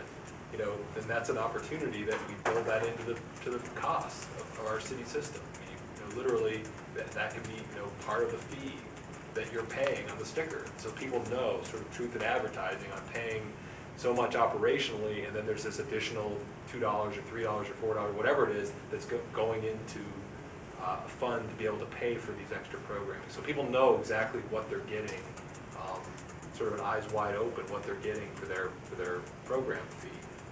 And again, as people want these things, we have to be able to offer them. We have to be able to pay for them. And I do think that, I look at, we need to monitor how this is going, both with the Valley thing, the landfill closure, what other communities do around us in terms of what they're going to do, no longer bringing their trash to the landfill, whether we're going to see a number of other communities going to curbside.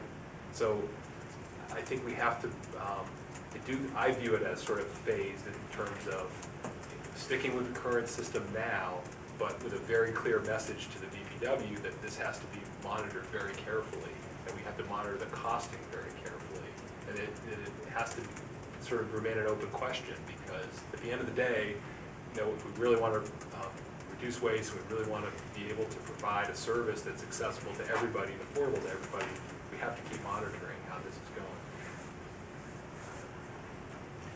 I think that, well, I sort of heard a consensus in the sense that the idea that for many people, with some exceptions, that we would move toward curbside because there would be a tipping point at some point.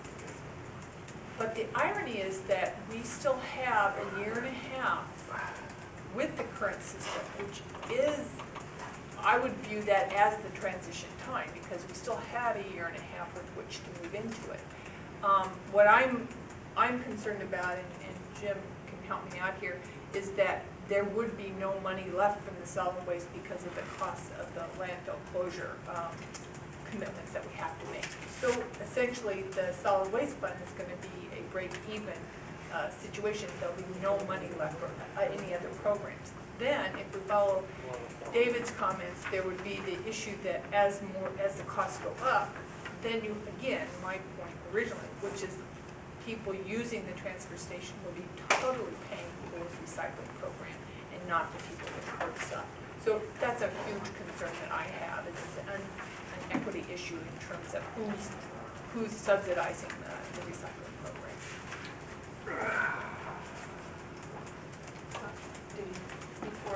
Did you have anything to add? No, I don't have too much to add. I think I agree with everything that Rose was saying. Somebody made a good point, I don't know if it was David, somebody was saying, the example of household hazardous waste collection, and we're looking at fee under option 1 in the future, because there's no money for these things. We were looking at implementing programs that are based on a fee for service. In other words, where cities providing a service, there's a fee associated with that. Is something like household hazardous waste collection something that you want to have a fee for service? If someone's got some nasty cans of stuff in their basement and it's going to cost them X dollars to come to the city's household hazardous waste collection, and they don't have that money, or they decide they don't want to pay that, and that material ends up somewhere else, then you have to ask yourself a question about, as a community, do we want to find a way to offer these types of programs without having that specific program of fee for service? So these are some of the questions that need to be considered, moving forward. That's just one example. Well, I'm looking at this table 4 that Jim prepared about estimated expenses and revenues. The first thing that, I don't know if everybody has it in front of them, but the first thing that I noticed is that you do see a profit. It may not be the kind of profit they're used to, but it's a profit of $111,000 for having transfer stations open. It's based on a tipping fee of $85 a ton, which is extraordinarily high. I mean, the standard right now, Northampton is high. People don't come to Northampton because we're so high, and that's 72. So an estimation of $85 a ton is quite a high number for that. So it's possible we'll see even more of a profit. So I guess I'm looking based on, what the cost estimate is. There will be somewhat of a profit based on the numbers provided by Jim. And again, there's also the table 5 that talks about curbside, which would have a profit of $153,000. So we're only talking about a $40,000 difference in profit. What I do think is interesting is there's a fee delinquency estimation of $113,000. So that just means, again, more bureaucratic oversight. How much will that cost in staff hours to oversee, the delinquency? So it's just something else to consider besides those other costs as we move forward to see what actually happens. But it does stay here that there'll be a profit on either service we go with. I'm not sure what table 4 is. Summary of estimated expenses and revenues. Well, I think Amy makes a good point in that, estimates are made. I think I heard a number of folks here say tonight that you really need to monitor what those costs are going to be in the future.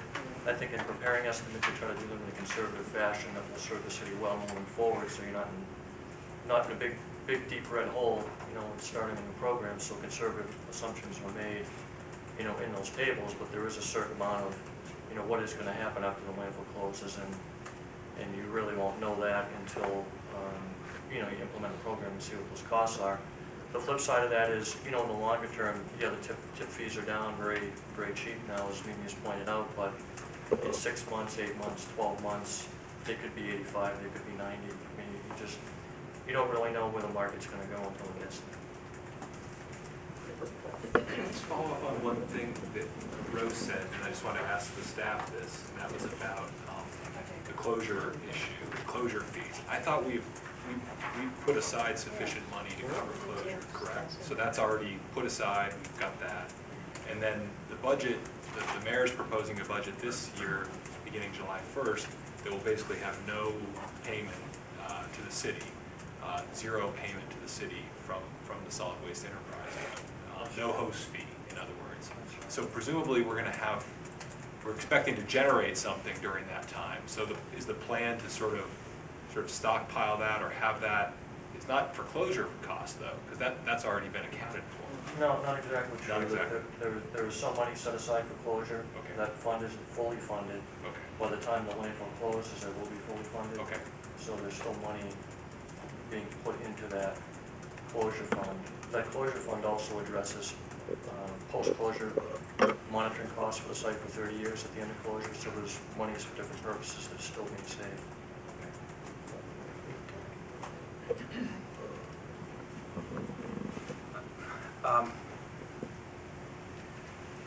I think that I'd like to propose a way to move forward here and to wrap up this task force in the next 2 weeks, if possible. I think it's become clear what option the majority of the task force has chosen. I think that any report that we write should in fact include that this needs to be monitored carefully and the cost, the income and expense be evaluated quarterly, whether or not it continues to make sense to operate like this. Always, one of our charge is to also to include clearly laid out alternatives with their associated costs. And while we don't know exactly what those costs are, we have good estimates. I think we do have we have a decision made that we're going to recommend option number 1. But I do think that we should lay out in the report clearly laid out alternatives with their estimated costs. And we can do that. And that if it makes sense in the report, I think we should say that if and when it makes sense, that the city move towards curbside collection. What I would like to propose is that people take their recommendations that they read tonight, that they articulated, and list them in perhaps bullet form for 1, 2, 3, 4, 5, 6, 15, as simple statements of recommendations to the Board of Public Works, and that we distribute that to each other by email this week. It's pretty much what you said today, just distribute, so that we can distill what you took, distribute it to the task force this week, so that we can come back next week and dedicate the meeting to taking votes on each recommendation, which is what I thought we were going to do tonight. Because the collection method seems to be determined. What hasn't been voted on is the waste reduction process. The waste reduction methods we haven't voted on these, and I think we need to vote on waste reduction, increasing recycling, increasing composting, therefore reducing waste. And we need these to be part of our charge in order to fulfill our charge. I'm concerned we're not going to fulfill our charge on time. I think your idea is good, Mark. How are we going to cull the list if 9 people send all their recommendations to each other? To each other, but the list has to be culled so that it's prepared to be discussed next week. Wouldn't it be nice to come in with a straight list of bullet points and here are the things that we need to discuss? Maybe that's a better way. Maybe I could do the minutes. Pardon? Maybe I could do the minutes in that folder. That'd be great. That'd be great. You mean each person's recommendations, take it out and bullet them? Are people okay with that? It would be very helpful if I got your electronic versions. I will send that to you.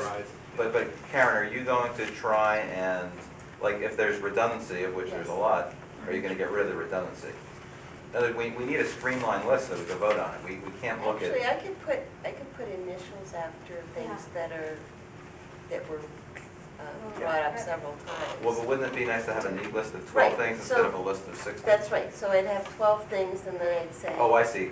DS. Okay, that's great. Or rather than Got it. initials, how about that, Or- hash marks? Wouldn't that make more sense? Sure. To show. Oh, Okay, so, the idea, Mary, I'll get to you.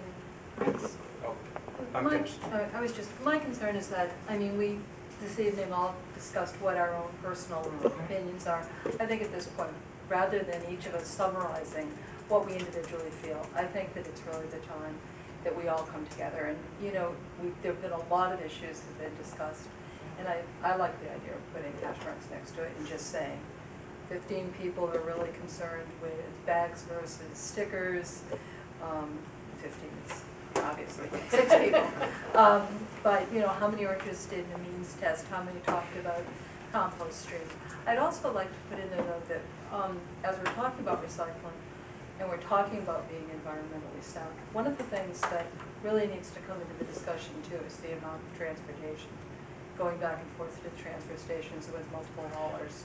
And I think that that's something that you can't be talking environmentally on one end and not considering that also, because that is just as much pollution that we're putting into the earth as looking at our compost streams and our leafy streams. So I would like to see that included as one of the issues. Yeah, I tried to keep to 3 minutes. If you give me an opportunity, I'll write you pages, but I really think that now is the time when we come together and write a report saying, this is, as a committee, what we're recommending. I don't want it to get back to each of us individually writing our own opinions. Could we, would it be possible to take, I mean, there are some big issues, sort of some big ones, that could we do a quick discussion? I mean, so for example, I mean, I don't even remember what I said in that. But what I mean is, like the reuse center, for example, I think that's something that I support. I think it sounded like just about everybody supports. So I mean, it seems like we could agree tonight that we want to see a reuse center advanced. But do we want to see a reuse center that's going to cost the city $1 million? I guess that's the question. But What the form? recommendation to the Board of Public Works would be that we recommend that this should be the direction. It would be up to the Board of Public Works then to say how that could happen, whether it would be staffed by volunteers, a donated location, anything, that would be them. I think the Board of Public Works has shown, or the DPW has anyway, what their interest is in the reuse center. 7 years we've been talking about a reuse center. Nothing has been, well, I shouldn't say nothing has been done. There are letters that are exchanged. There has been an attempt to buy it in SI waste space to get control of it. But there hasn't been the kind of action that some people would want in the city. So if you had an inexpensive option, the way Green Northampton was approaching it is we were going to have a reuse center 1 day a month that was going to be run by volunteers. As happens with a lot of volunteer organizations, it fell apart at the last second. We even had a date when it was all going to happen. So that's the problem with volunteers. But there's a hybrid between an expensive way and an inexpensive way. And I think that's what the recommendation needs to be to the BPW, to come up with a sustainable plan for a reuse center. I agree. And I think, and then back sticker question, I mean, there's a few sort of big ones that it just seems like rather than 9 of us writing 9 different versions of it, there are a few that we can sort of touch on. Well, this goes back to, and this is talking about process here, this goes back to what Karen suggested is, she has copious notes, plus we have the video, that perhaps she can condense and put in bullet form the common recommendations. I think we agree on that, Mark. Yeah. But if we have some that we come to tonight, tonight, which is such as the resource, Right. I think even with the bags, I think there was a consensus that the majority supports pay-as-you-go bags rather than stickers. Is there any? We can make a list right now, take 2 minutes. Make Take a list. Yeah. So I guess I'm going to put a proposal out. I propose that we take a vote on that the recommendations include that the Board of Public Works, we recommend to the Board of Public Works to move from a sticker system to a bag system. I'd like, yeah, so that's my proposal. Is that a vote or A motion. So you need a second? Yeah. We do things by consensus though, do we have to do a motion? I mean, because we haven't really, We don't. Are there any I don't think we, I don't think we dissenters? have, Motion it or yes, propose it? I think there is. Go ahead. Could I have some clarification, please?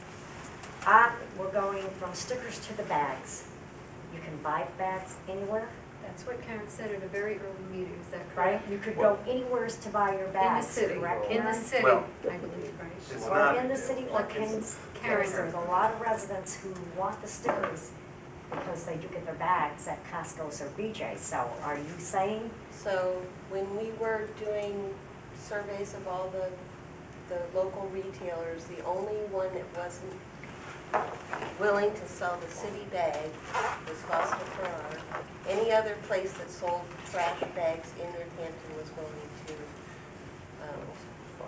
carry the city bags, including the little convenience stores and State Street. You know.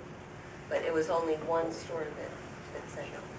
and this was 6 years ago? It was 6 years ago. So the possibility exists that Foster Farrar would be on board with it now. So it might be, but. Right, right. So, but we can't go to West Springfield to Costco and carry our bags, so it's not real. They would be carrying a lot of municipal bags if they allowed that, and their shelf spaces. People could still go to Costco and get trash bags, but the trash bags are brought to the transfer stations would need to be official Northampton bags. So if somebody wanted to either, Costco bags in the house, they got to go into a 40-gallon Northampton bag, or they could do, if we had bulk variable size bags, do the 10-gallon bag in the house. How much are the bags? That would have to be reevaluated. Yeah, I mean, I think Would it that's, have to be what? It would have to be based on full cost accounting that would have to be updated. Because the costs then were based on the cost 6 years ago. But Well, the what is- estimate that we've been I given. can tell you, I can answer this question. Yeah. You're asking what the cost of producing the bag is or the purchase price? Purchase price. What do you spend for the stickers now? $2. $2, it's about the same. So it So doesn't it's change. $2 a bag? It would be $2, $2.50 a bag. For It a doesn't, 40-gallon bag. whatever the price of that sticker is theoretically good enough to be at the price of the So, bag. so we could also produce a bag similar to a quarter stick, because a lot of people don't produce That's that what much I'm waste. saying. So you could have a 10-gallon bag, I'm just picking a number, or a 5-gallon bag, whatever you want a small bag to be. So we could have two sizes. I used to live in a community where we had the bag system. We had two sizes, and it worked great. Because I'm concerned about my seniors, that don't use these big bags. These are samples from another community. These are $2 bags, 30 gallons. So, but they come in packs of 10. They're sold everywhere, hardware stores. And there's an informational sheet right on There's top an of it. informational sheet in there about all the recycling and all the other information. And then there's a smaller little 50-gallon bag that's $1. all right, do we have consensus on bags versus stickers? Mary Ann, What? can you go with the program? Am I gonna go with the Yeah, program? can you I support wanna bags hear- at this I- point? I don't know. Why don't you just go ahead and vote and I'll make a decision. Let me think about this. Vote? Well, so the decision is moving from stickers to bags that are available throughout the Yes. city. Did you? Well, are we going to do motion or proposal? Are we going to Let's do do a formal vote? motion. Let's do a motion. Motion, I move that And you we did a motion already. recommend. Someone- I second. Any more discussion? If you want clarity. No, I got it. Okay, all those in favor of recommending that we go from a sticker system to a bag system with the details to be worked out, the costs and all of that? Oh, we got it. All right, another issue, reuse center. If somebody want to make a motion about that? I would move that we make a recommendation to the Board of Public Works, that they explore the idea of a sustainable plan for a reuse center, location to be determined, well, we don't have to put that on, but a sustainable plan for a reuse center and resource recovery center. Second? Scott, further discussion about that? All those in favor, making that a recommendation? seconded that? I did, yeah. All right. If it's possible, I'd like to make a recommendation. I don't know if it would be supported, but I know David talked about this. But having like a recycling officer in the city that would be responsible for education programs, would be responsible for policing / educating businesses and making sure that the standards are being followed. I'm unclear, but I thought that's what Karen's job was. That's what I thought, so. Karen, help me out here. I guess I'm looking at it more as an officer. Can you clarify? I supervise a lot of people and do DP reporting and a lot of programs. And So what's missing So, from yeah, what she's asked? it is part of my job, but I have. But we want to be clear that that position is sustained. That's why it's important to bring up this proposal. That's all. We're just underscoring the fact that your position should be continued. You don't object to that, do you? No, not at all. But, just that we have a role in the city that will be, like I said, I kind of almost think of it as a DARE officer / parking meter attendant who's going to go around and make sure, but to be focused on. I have to agree about Karen's position. I think that this should be her full responsibility also, which it always has been. So I wouldn't want to see us going out and hiring somebody else because she was hired also to be doing what we're talking about. I think that we just need to also keep in mind that there's no policing of those who are 50% of the people in town who have private collection, and we'll continue that. Good. So this is for a portion of people who are utilizing the train station. Is that true, Arlene and Karen? Is that what you came up with in your new redoing the recycling- recycling ordinance? Are we still unable to enforce the recycling ordinance with curbside pickup through commercial haulers? Well, I think the ordinance gives her the right to, I thought every hauler has to provide recycling. I thought the new Board of Health Regulations Yes. requires that Yes. recycling must be offered in Yes. every building now. Yes. That doesn't mean she's going to go. Yeah, that through doesn't address Police enforcement. That's true. And it doesn't say that private haulers have to police those people that they are collecting from. So that really needs to be addressed.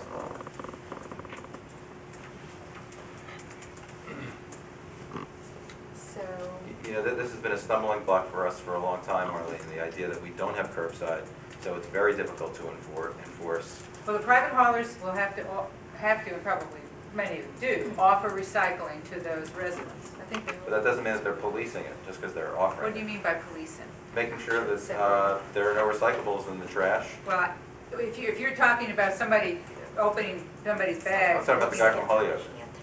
Well, most communities don't support that idea. Okay. That's just, Well, and you It's- can't do that without curbside program. Right. well, even with a curbside program, most communities don't encourage opening somebody else's trash and looking in it. I guess I'm also just I get thinking that. more about again, Stop and Shop doesn't have a container in front of their building that for me to throw my plastic water bottle into it. They just have a garbage bin. And so I see this when I go in there. I think that's a different issue. Well, but that's kind of what I'm thinking about is an officer will actually make sure that, and I don't know if that's part of the ordinance about having, that businesses would have to allow that, but I think that we definitely need more recycling receptacles in the city so people utilize them. Going back to the bags, this will partly address that. If you have clear plastic bags, that addresses somewhat of the policing, because it'll make it easy for the haulers to, although, if you have commercial haulers, you won't have to buy the plastic bags. That is a problem. I with would the, never support it like that. I I've wouldn't seen either. that fail in I think other that's Most communities. communities do not support Yeah, clear plastic it's- bags. it's- I consider it an invasion of privacy. I do too. I think it's terrible. It's very hard in the communities. Yep. Marion, you want to say something? No, I feel the same way you do, Wendy. I'm just highly against just seeing clear through bags. I really feel it's really invading people's rights here. And I think between the stickers going into the bags, we've already voted on the bags. Now, public is hearing well, we want clear bags so we can look in there. We want it. I wish I knew we were gonna get all this money to get an officer to go around and check. I mean, our budget is so bad right now. You know, it's great to really pipe dream about, oh, you'd like to have this and like to have that. I do not agree about clear plastic bags. I'm highly against that. I think we need to have trust in our citizens here in our city. I think the educational part is very, very valuable here. And like with Stop and Shop, Mimi, you mentioned, I mean, send a letter. Hey, Mary Ann, This is what we want done. I hope I'm not being glib, but we've been living with plastic bags that are not clear, and I we've seen understand what the that. recycling rates are. People are not complying with the recycling rate. Not everyone, of course, but there are people who don't comply, and they may still not comply even with clear plastic bags. But at least you have some way of, and they don't have to be, they could be translucent, they don't have to be completely clear. I think that's up to the public. All right, Can I, let's get back to the. Got any more? can I suggest that be put in a bullet form Sure. that we look at? I'm wondering if we have a consensus on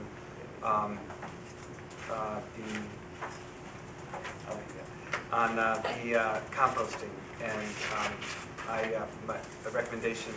I'll float it out there and see if we have consensus. Okay, I move that we make a recommendation to the Board of Public Works to make arrangements with city farms and community gardens to become composting drop-off points for residential composting and yard composting. I support That's a DEP issue, isn't it? Somewhat. Yeah. I was gonna say, wow. I think that Board of Public having, Works wait, make Wait, a- let her Yeah. answer. I think having people just drop compost off at community farms is an assumption that someone's going to be monitoring that, someone's going to be following. Let me reread the motion. That the Board of Public Works make arrangements with city farms and community gardens to become composting drop-off points. That is, that people have to have permission to do it. That the city farms and community gardens give the okay to be composting drop-off points. You have to be Not- licensed, not they the- have to be licensed by DEP to do that.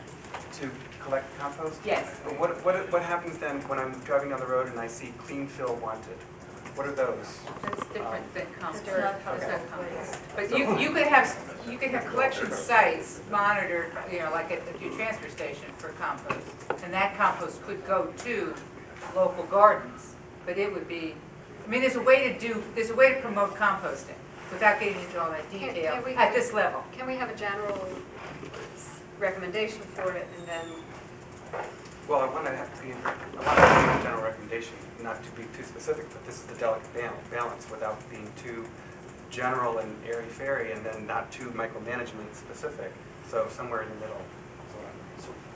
Well, I would just like to say that I support organic composting, as long as there's the caveat that it not be placed in the landfill or the expansion land. That's the only caveat, that the city would explore other sites outside of that neighborhood. so my thought is if we had several sites. And that's possible. I'm just saying that I would support it as long as that would be the caveat that we would say. That should be added in there. can I, Jim wants to say something? How about something to the effect of the city shall contact city farms to determine their interest in accepting organic material for composting? Something to that effect. And then if the farms choose to accept this material, if it's a small amount, they have to get a registration through the Department of Agriculture. If it's a really large amount, then they need to talk to Arlene and DEP to get certain permits to do that. I can't bring my compost to a neighboring farm. Well, you alone could, but not 25 of you. Mark, you could bring it there, but they can't advertise it, that they're a compost site. It's You a can do it on it's a Thursday. regulated activity. Okay, I didn't know that. I guess I didn't know. One of the things that I was going to throw out is that the Board of Health has an opportunity to apply for a grant that's being funded through Robert Wood Johnson Foundation and the Pew Trust. And it's to do a health impact assessment. And one of the things that the Board of Health talked about the other day was the possibility of using it to do a health impact assessment around composting. So one of the things I was going to ask this committee to do is to support that, in fact, the Board of Health apply for this grant. It's about $125,000 over 2 years. The application would have to go in the end of June. We'd find out in December-ish about whether or not we were funded. But it's a really good opportunity to do a health impact assessment around this. Would it go further than, I mean, would it identify sites? What No, exactly would it involve? basically, the health impact project would be looking at, it's to help decision makers identify the health impact of a program or project, and to make recommendations about the health benefits around it and the adverse effects that could come. How would that have helped shape the program? It wouldn't shape a program, but it would look at what would be the health impact on the community of putting in place. You'd basically say, this is the composting program that we'd like to put in place, and then it would be doing a health impact assessment around what would be the impact on the community. So it's just an additional thing to think about. But You wouldn't get the job done that you're trying to get no, done. not get done this, but So it's we just have two things on the table. We have Okay. a reframed, kind of a reframed framing of what you were proposing, Mark, that Jim, did you get that, Karen? Did people Contact get city that? firms to see Well, if they again, want to- I'm happy as long as there's language that says specifically that it would not be located. On the Glendale Road On the- landfill, I agree with that. Is that, Expansion. it's not a city farm, is it? No. Oh. I'm just saying, as long as there's language in there that specifically states that not in that neighborhood. that I'm supporting. Well, I think, why don't we do this? Make Let's a make it a motion. bullet, let's make it a bullet point. Well, then we're going to rediscuss it next week Well- in detail, and we've already gone through a lot of it. In terms of the composting thing, well, I mean, I guess one of the things that the city has already been doing a piloting program, and what I heard a lot of people say was, we want to encourage the DPW to continue and expand that program, because it sounds like it's been very well received. People are enjoying the fact that they can now divert some of their waste that they take to the transfer station to compost. So I think I would like to see a recommendation that said, that encourages them to continue and expand the compost program that's been offered at Locust Street, and consider whether it's viable at both transfer stations. Second? I could certainly. I'll vote for that. I mean, I would like it to be not just transfer stations, but several places around town. Well, I understand what you're saying. I'm just saying, just one baseline thing is that we approve of the program that they've started, and we heard a lot of people that favored it, and would like to see it expanded. Or continued and expanded, yeah. Meaning encouraging more people to, I don't know how many people you have so far, Karen, that are doing it as a pilot. About 320,000. Okay. Did you put a cap on it, or was it? No. Okay. So what's the motion? To encourage. With the task force And supports. continue Yeah. to expand the food collection program and to explore whether it could be viable at both transfer stations. Do I need to do a second? I would like to amend that in the sense of, I'd like to say that we would not have a full organics program of any kind at the expansion, at the Glendale Road land, Phase 5B, whatever that you want to designate that land as being. Just make it a separate bullet to get that out of the way if everybody supports it. No, because it's, right now, David is including both the Glendale Road landfill I'm just saying and, it's a drop-off at the transfer station. It's just That's been a collection Not point, a- not a process. Not a No, I was just process, saying, but a collection.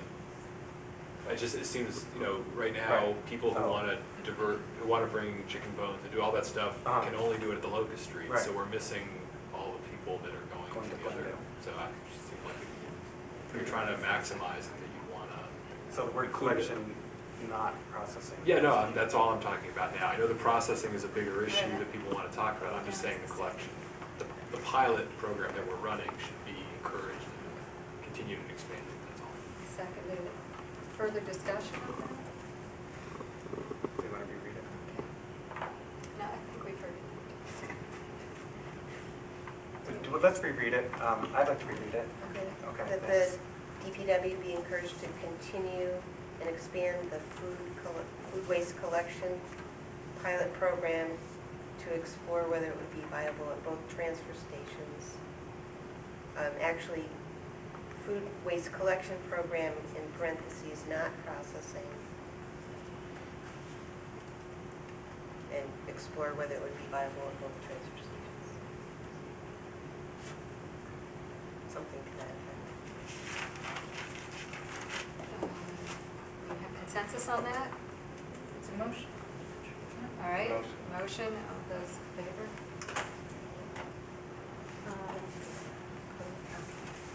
Anything else that we've got, you think we have general agreement on? I'm sorry, what was that motion? Did you guys just take a vote on something? Yeah, we'll get it to you, we'll get it to you.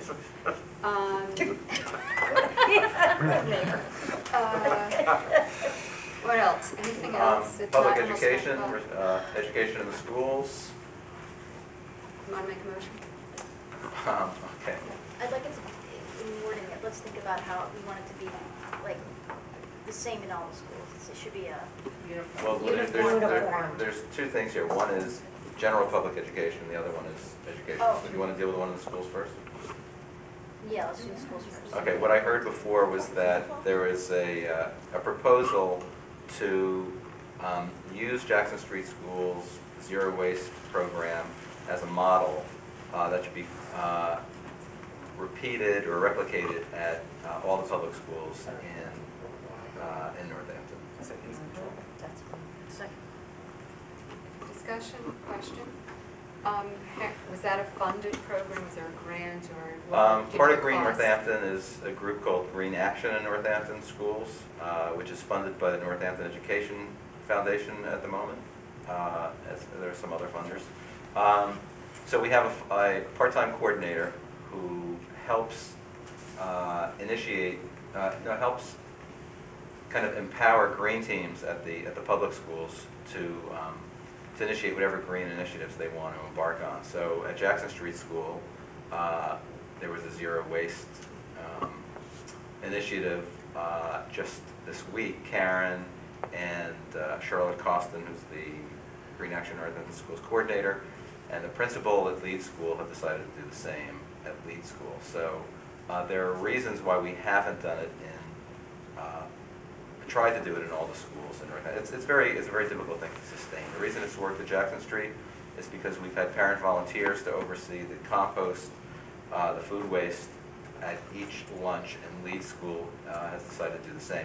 But there's also an educational component that needs to be a part of the classroom. Again, from what I said before, you can tell kids to compost and recycle, but if they don't know why that's important, then you're really wasting your time with a lot of those kids.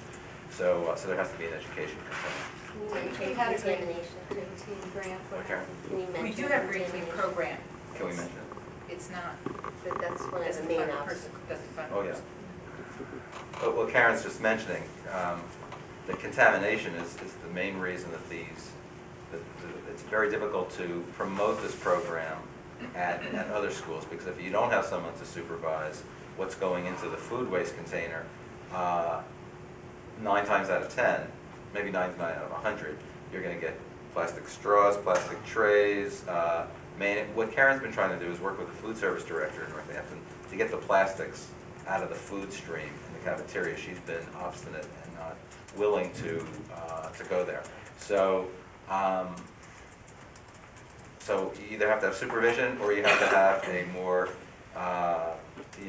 ubiquitous ban on plastics being used. And, I mean, something as simple as giving the kids sporks instead of having them have, multiple utensils is difficult to sell in Northampton's school system.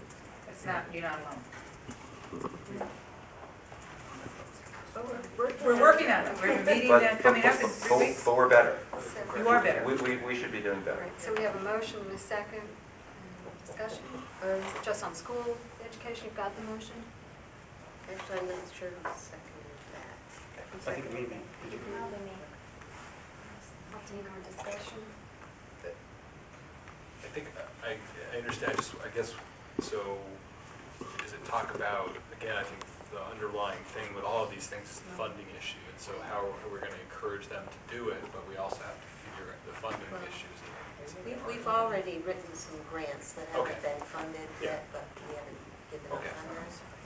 I guess as long as we're maybe, I don't want us to create unfunded mandates is what I guess what I'm saying. So we have to just be careful that they're recommendations and that we're, okay. So I'm comfortable with the language.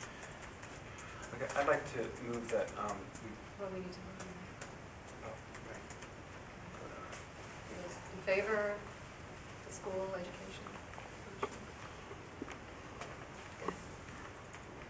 that we now, everybody took time to write out some really thoughtful recommendations, and I really appreciated hearing everything from everybody. But maybe we can distill your recommendations into bullet points that. Why don't everybody send it to me and I'll give it a try and send it out to everyone? Or do it in the minutes? Well, you can call it minutes or not, but it could be sent out to everyone for revisions this week. Try and have it back in final draft by maybe Friday. We want to send our comments to you. You'll distill it, hash mark things that are duplications, and we'll take a look at that and be prepared for the next meeting too. But do not include the current things we're going on, right? So we should just. Might as well at the top say that, sort of summary of perhaps what. At the top, right. And then next meeting, we just go right down each one and vote them up or down, each recommendation. Could I make a recommendation in the name of expediency and transparency? I'm assuming that you're all admins in the Google group, right?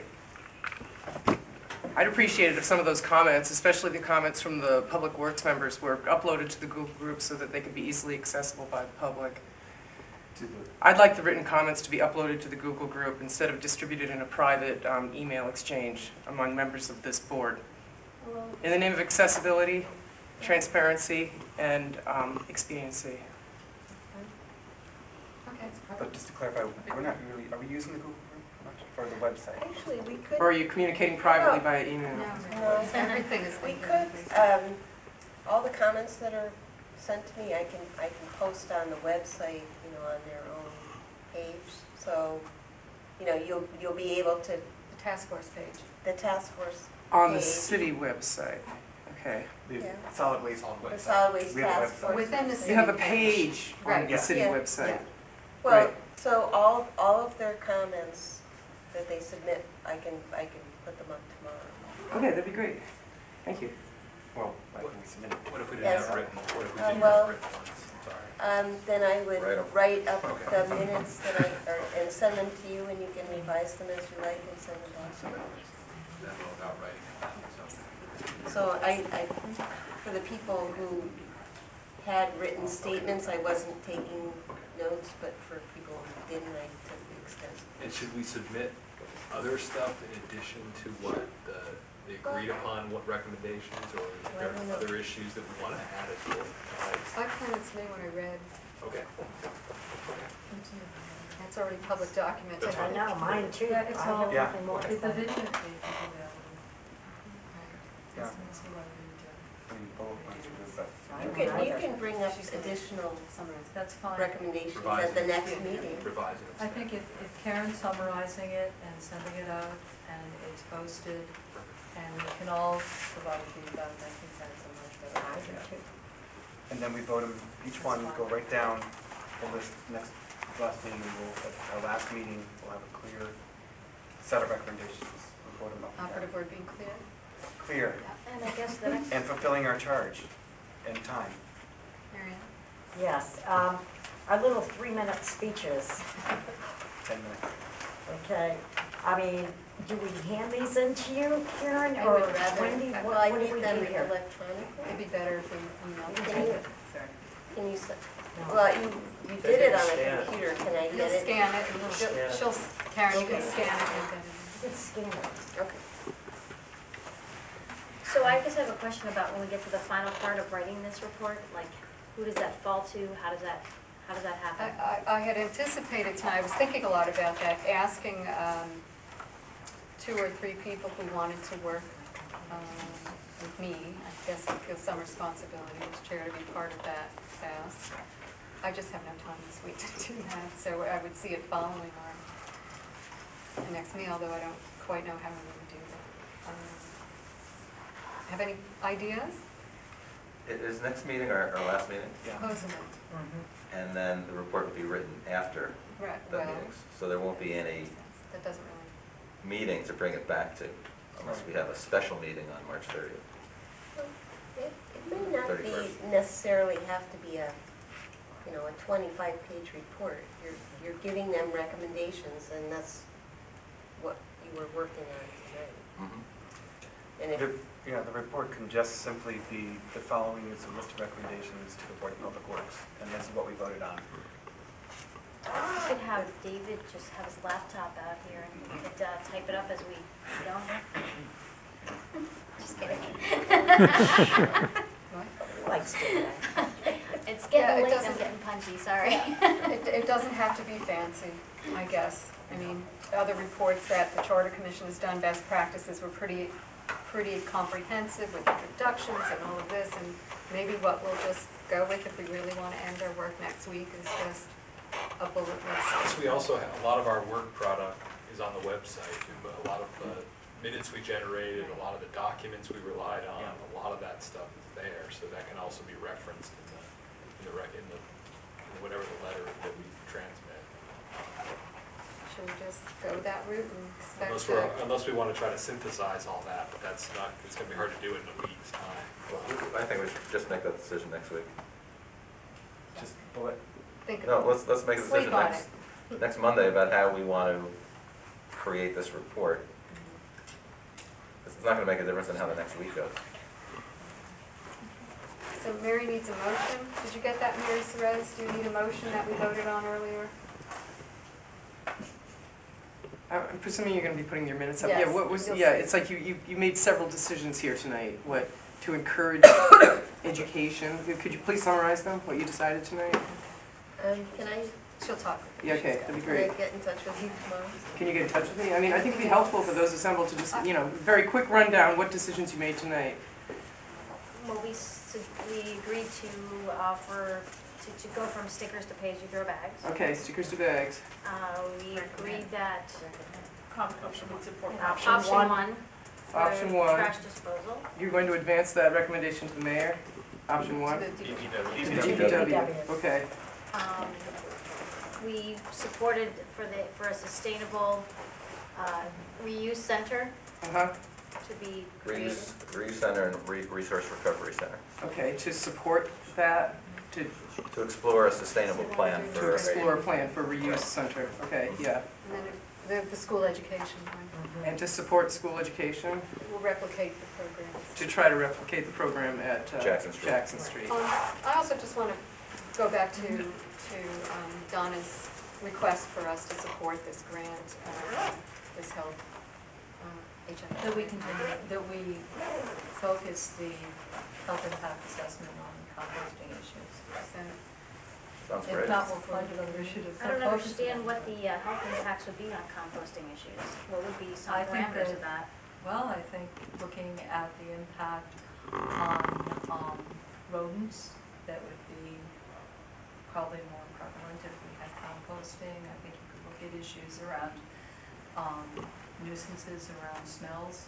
I think you could look at issues around. This is pro or con compost? Well, It's- be looking at the health impact, whatever. I mean, there are air emissions, groundwater, All of those. groundwater issues, rodent issues. I mean, not to sound cynical, but being a person who reads plenty of health reports that say that I'm not impacted in any negative way from a landfill, sitting less than 500 feet from my doorstep, I don't know if I see the value in this, other than it'll be a report that's used to try and expand the organic system over by where I live, so I don't necessarily support this. I don't necessarily see the value in it. I'm sorry. I can't even comment on that. I don't I know. know where to go from there. Well, I guess that's why I asked the question about site-specific, if it was going No, to be it looking was, at. it's okay. just, we would be looking at funding to do a health impact assessment around some issue. And because the solid waste management task force was meeting, there was a suggestion that it could be used for composting. So it could be There's- on, there's could certainly be on other backyard issues that we composting, could be on neighborhood composting centers. It could be on whatever we decide we want the proposal to be. Whatever you want to focus it on, or the health department can certainly focus it on another issue. Or composting We have animal other waste. issues to look at. Because Right, currently animal there's waste. no place for people to take animal waste. So I would like to see that in a recommendation. I would like to see that in the recommendation that we vote on this week. Okay. I don't know. Is there anything else before we adjourn? We're able to meet in this room next week? Wrong stuff. Adjourn? Adjourn? Agreed. I have consensus with that.